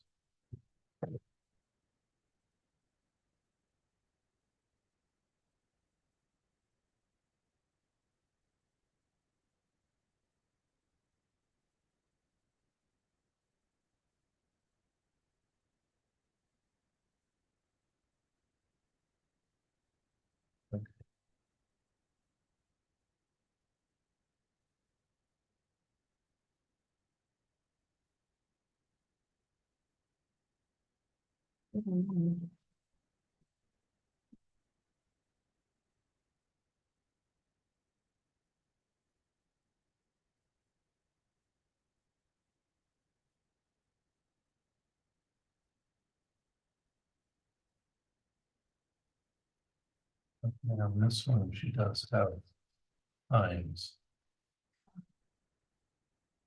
Now, and that is one thing we can, in a special use permit, limit times of operation. Okay.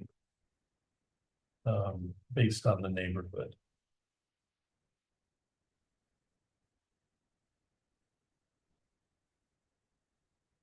That in. Historically, do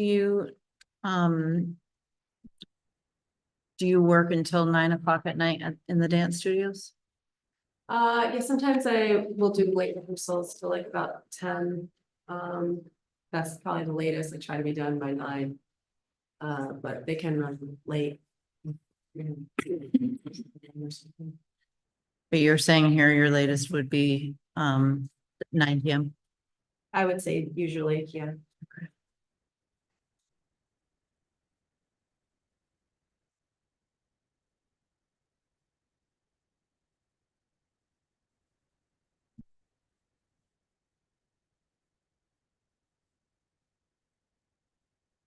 Read the 9 Monday through Friday, 9 to 9. Okay. I feel like it needs to have a contingency as well. 9 PM because it's so residential, especially with the neighbors right across the street.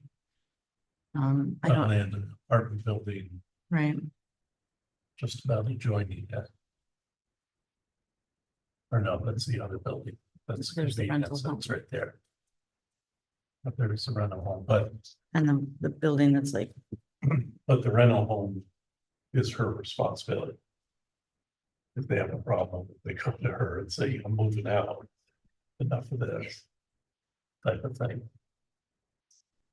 So they don't necessarily have standing along these lines. right.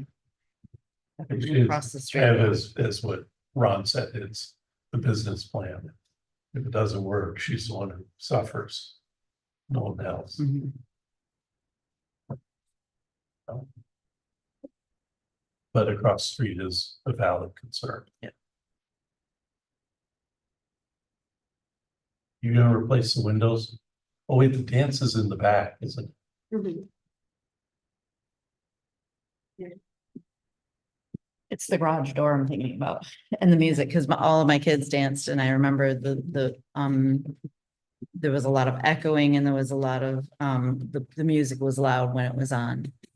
Lovely, totally loved it. Dance time was one of our best times, but, 9 o'clock, if I was next to a dance studio and at 9 o'clock. I feel like it definitely would, I wouldn't want it to go any later than that for sure.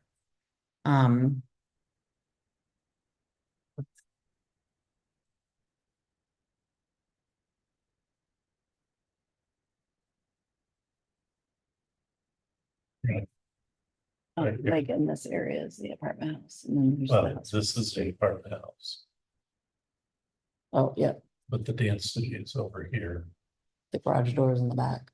facing the home she rents out. But I'm not sure about this, but okay.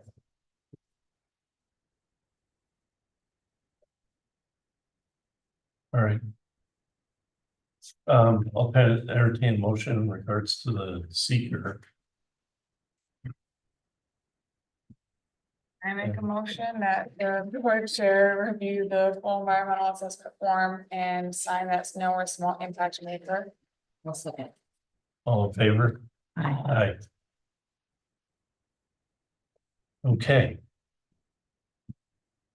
I'll entertain a motion on the special use variance. I'm sorry, it shouldn't say that. Special use permit. I'd like to make a motion for appeal 2381 with a special use permit located at 28 Walworth. To provide for a dance studio on the east side of the building and a after-school club in the west side of the building. I make this motion for approval of this appeal with the contingency that hours of operation go no later than 9 p.m. Second.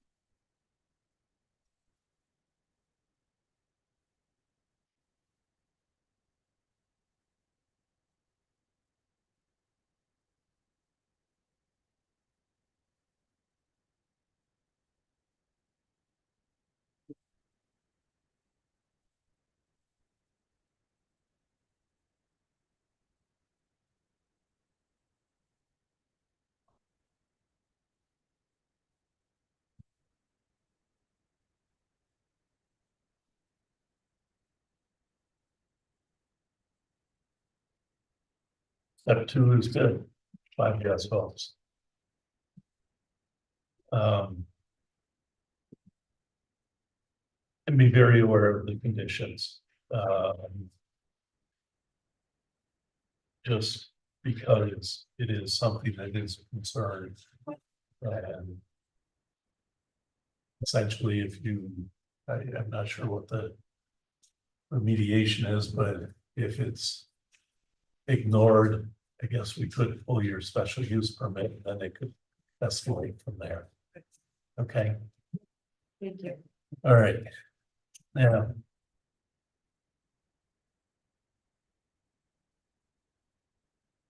$23.80. This is Class B variance.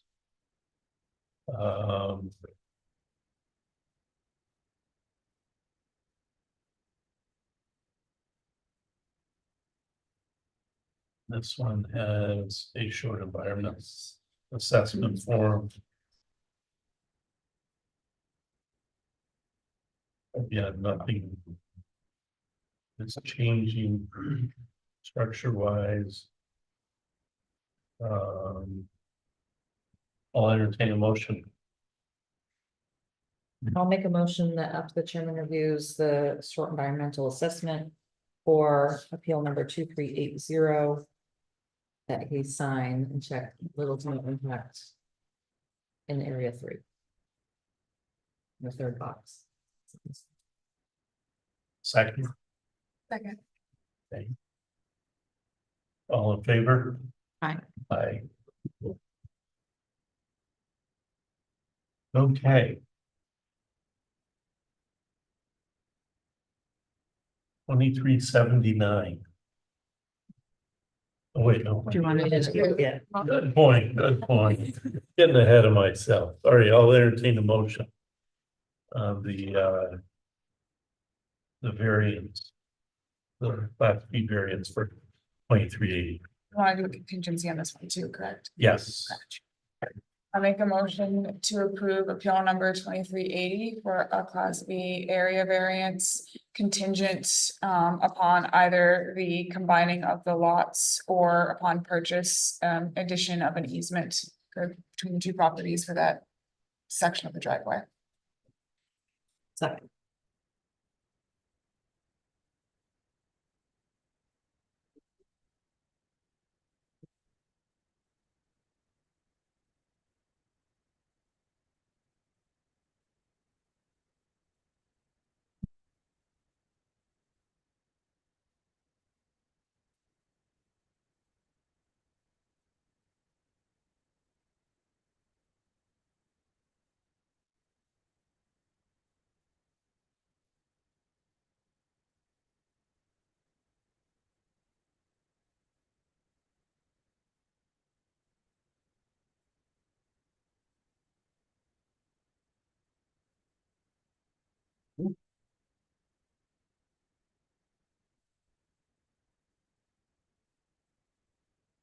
Okay.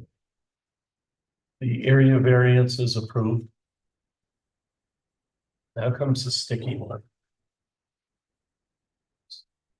The special use permit.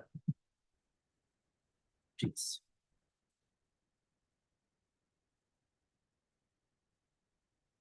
Get that? If you don't mind. No, I have to go to PT.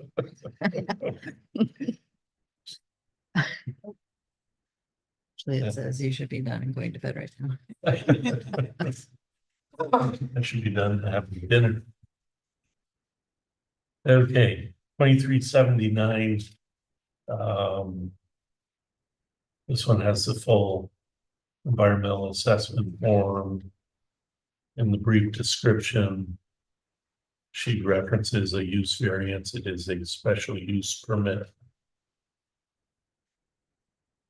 Written under A right at the beginning.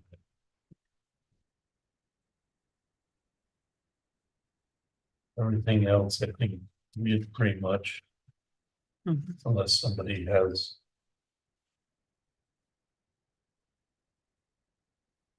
Any So- other, although it does not have The hours. the hours.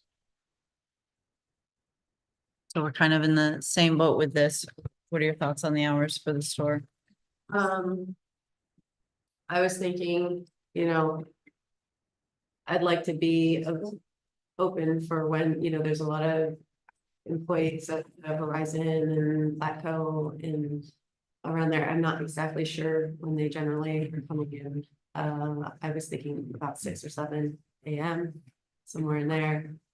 And then no later than 9 or 10 in the evening.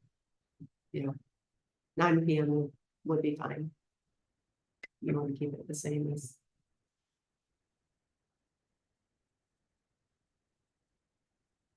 Personally, I definitely think the store should be closed by 9. Are you planning on like playing any music or like what's the ambiance that you picture in your head for the coffee shop? Honestly, I haven't really, I mean, I do imagine that there would be some music playing. I don't know about live music, haven't played that yet. But I suppose it's a possibility. Unless you want to say that it's not. Just saw a very real reaction to the neighbors behind you. And so, you know, and I'm kind of like in the vicinity, I'm over on Waterhouse Street. And I have the church in front of me and there's apartment buildings and stuff. And every once in a while, there's live music they play on the lawn and at certain times, it's really appreciated and it adds to the awesomeness of the neighborhood. But at certain times, it is definitely not appreciated. So I definitely think we need to have a clearer plan about that before we can say, yes, we're gonna let you just go do, you know, whatever you'd like. You know, if there's anything that could be written in there. that pertain to that, should I be able to, what it's. Is there a real need to apply for this special use permit at this time? That's a good question. I think we maybe don't have enough definition of exactly what you want to do to necessarily approve it. I think if we approve it right now, either we're going to limit it too much and you're gonna have to come back to us, or you're not gonna feel comfortable with giving you carte blanche.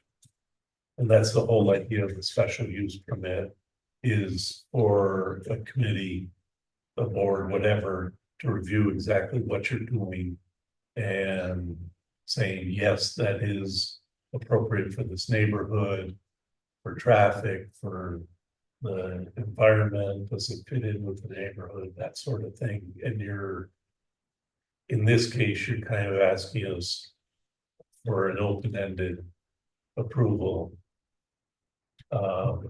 And as you probably, maybe you don't, but I know you're very astute and have been around. If we vote on something and disapprove it, you can't come back to us for a certain period of time with the same thing. And so I guess I'm possibly recommending that you consider, or we consider, postponing the special use permit. Not saying we don't like what you have there, just that it's not defined enough where we would feel real comfortable approving it. Okay. Yeah, you may change your mind on how you want to develop the property. You know, it's possible. Because it doesn't feel like you have a real concrete plan, just sort of a concept more right now. And the variances, the parking variants have been passed, so that the parking issue will have been taken care of. Yeah, so, I mean, I don't think there's any disadvantage to you in not pursuing the special use permit It at might this be time. to your benefit if you're gonna go in. I love the idea of, it is currently an eyesore and I think it's great that you're gonna go in and fix it up. But I think because, there is a lot of work that needs to be done in that building, you might go in and think this is not gonna work for a cafe, it needs to be something else or whatnot, and then instead of coming in to change something, you now have kind of more of an open. Yeah, my concern, was it being zoned residential, not being able to. Investing the money to do what I want to do with it. Or being able to market it to renters with it being currently residential. So can I speak? Sure. So I think we're open to voting on it if you want us to. We're opening the door for you to decide if you'd like to postpone, to give us more parameters so that we know really specifically what you're looking for. Or we can determine what the parameters are going to be right now.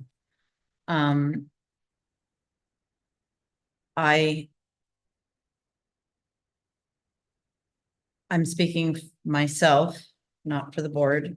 I want to be very aware of the neighborhood and the noise at night, specifically weeknights. My immediate statement would be that there wouldn't be live bands any later than, I would say, 8 o'clock.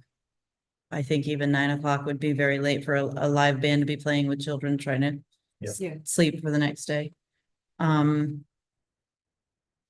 Is that a parameter that you're ready for us to set if we were to do that? I mean, yeah, but at the same time. I'm curious, like, I don't envision loud music and things like that, maybe single, musician playing some ambient music or something. Earlier in the evening, I don't intend to, you know, serve any alcohol or anything like that. I envision this more as like a corner cafe type place. There, I mean, it is rated, zoned R2, and there are a number of uses permitted with the special use permit. Convenience store is one of them, but there's several more. Yeah. And, you know, some of them, for instance, there's professional offices, nursery school, day cares. There's several other permitted uses, with a permit. And, so if without more of a concrete plan on this space, you may want to just hold off on the permit that you're requesting. If, Is that- sorry, just if we postpone, it's up to 2 months, right? Just so you know, it's not dangling forever. You're gonna have to come back in like a month or two, right? Kyle? You could postpone it for 2 months, yes, but. A pastry and coffee shop is specifically listed in neighborhood convenience facilities. Yeah. Okay. I mean, you can do whatever you want. However you want to do it, I just. Well, I guess the thing is, we aren't quite sure we want to give a blanket neighborhood convenience business. You can, I mean, she could also just, I'm sorry. isn't it a bakery pastry shop, is that what you were? Is that, That's what's intended, yeah, I mean, so it is within the, if you approved it, that she would be able to come back, change it. Because it's a special use. Yeah. If she chose to, Yes. you could do your parameters and all that stuff, but. She can still come back, Oh, yeah. No, that's so. definitely. and I'm sorry, my understanding as well was that if it does end up being one of the other allowed businesses under the neighborhood convenience category. If the parking requirements and everything were lower than what I am going for now, all it would really require a permit, I would have to come before the zoning. It would be a special use. It would still have to. Yeah, it's still be a special use, but your parking variance would go with that property. So Okay, you won't have to go for a parking variance, you have to come back to change your special use. okay. So. That's if, like, if they gave you a neighborhood convenience. Blanket, then if it fell within there, then. You just need a permit, but if they Right. specify something, then. Then if you change it to.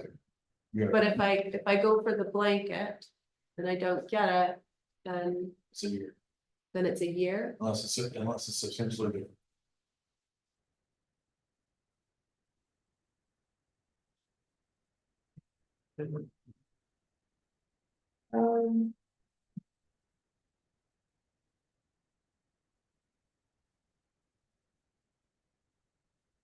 I don't think we're far off from what you're looking for. As long as there's a really clear understanding that the businesses need to not be going past, a certain time within the noise level. And now that you've said this, I'm kind of picturing an acoustic guitar player in the corner, Right. Yeah. not like a drummer with a Yeah. bass guitar and everything. If you're fine with it, we can kind of lay out some parameters now, and then you can decide if you want us to vote on that tonight or not. Sure, yeah. So I mean, like to discuss it. Oh, okay. I definitely think we want to put like hours and Yeah. activities. I mean, I think.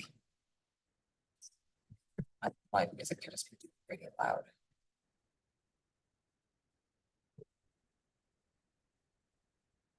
I would suggest live music be done by 8 p.m.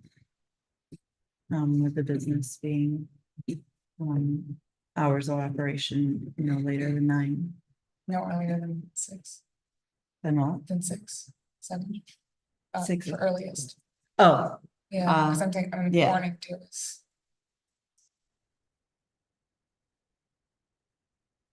I don't imagine that the morning hours are really as much of an issue. Everybody's bustling to get up and go to school and it's more the evening when it's quieter.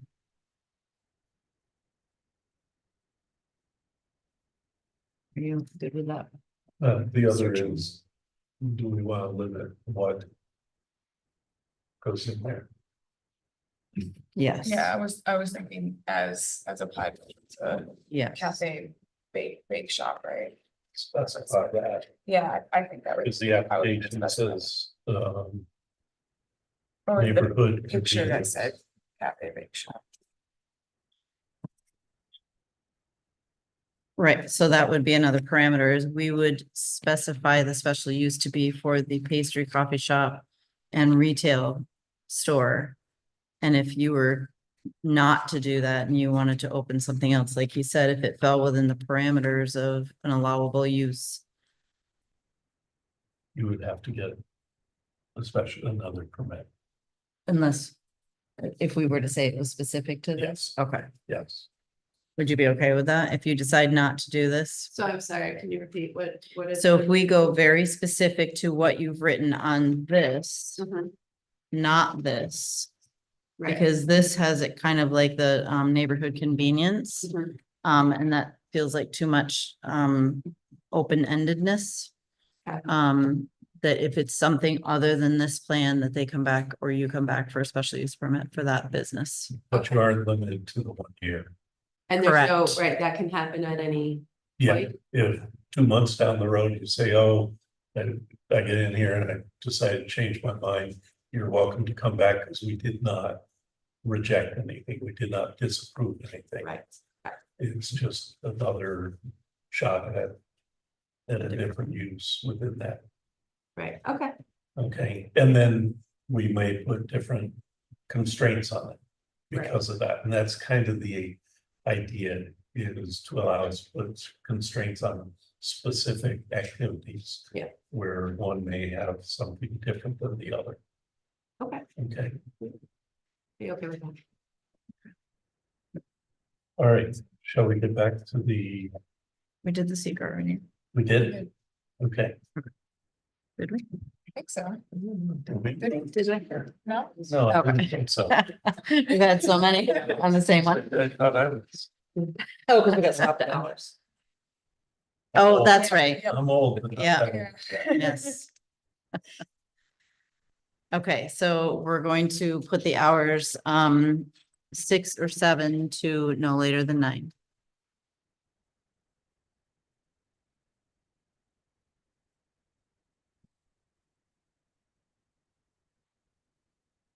And let's change the brief description to get rid of neighborhood convenience type businesses.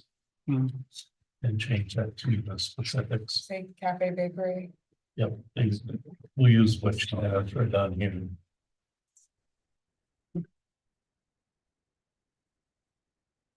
Pastry, coffee shop and Yep.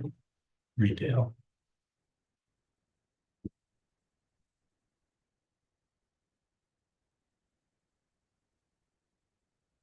I think so. I'll make a motion that after reviewing the environmental assessment form for 2379, the chairman sign little to no. One second. All in favor? Aye. Okay. Now let's craft a motion. I make a motion for appeal 2379 to approve for a special use permit to allow the use of the space at 24 Walworth Street to be specifically used as a retail space on the north side of the building and a pastry / coffee shop on the south side of the building. Also, I would like it noted, there is the restriction of the hours to be maintained between 6 or 7 AM and no later than 9 PM closing. With the additional stipulation that live music is to end no later than 8 PM.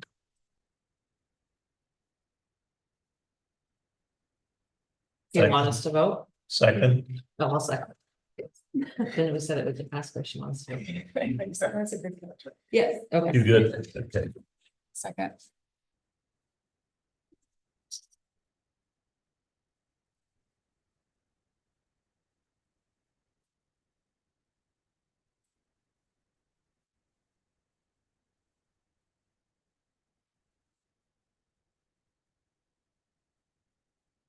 So when do you think you'll have the coffee shop open? Hoping within a year. A lot of renovations. Awesome. Okay, you've got 5 yes votes. Thank you for participation.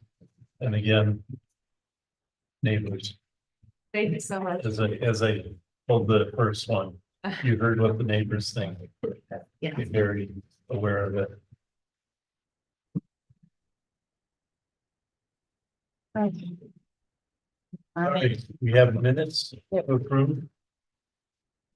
I'll make a motion to approve the minutes for the August 19th, 2024 zoning board meeting, to be accepted as written.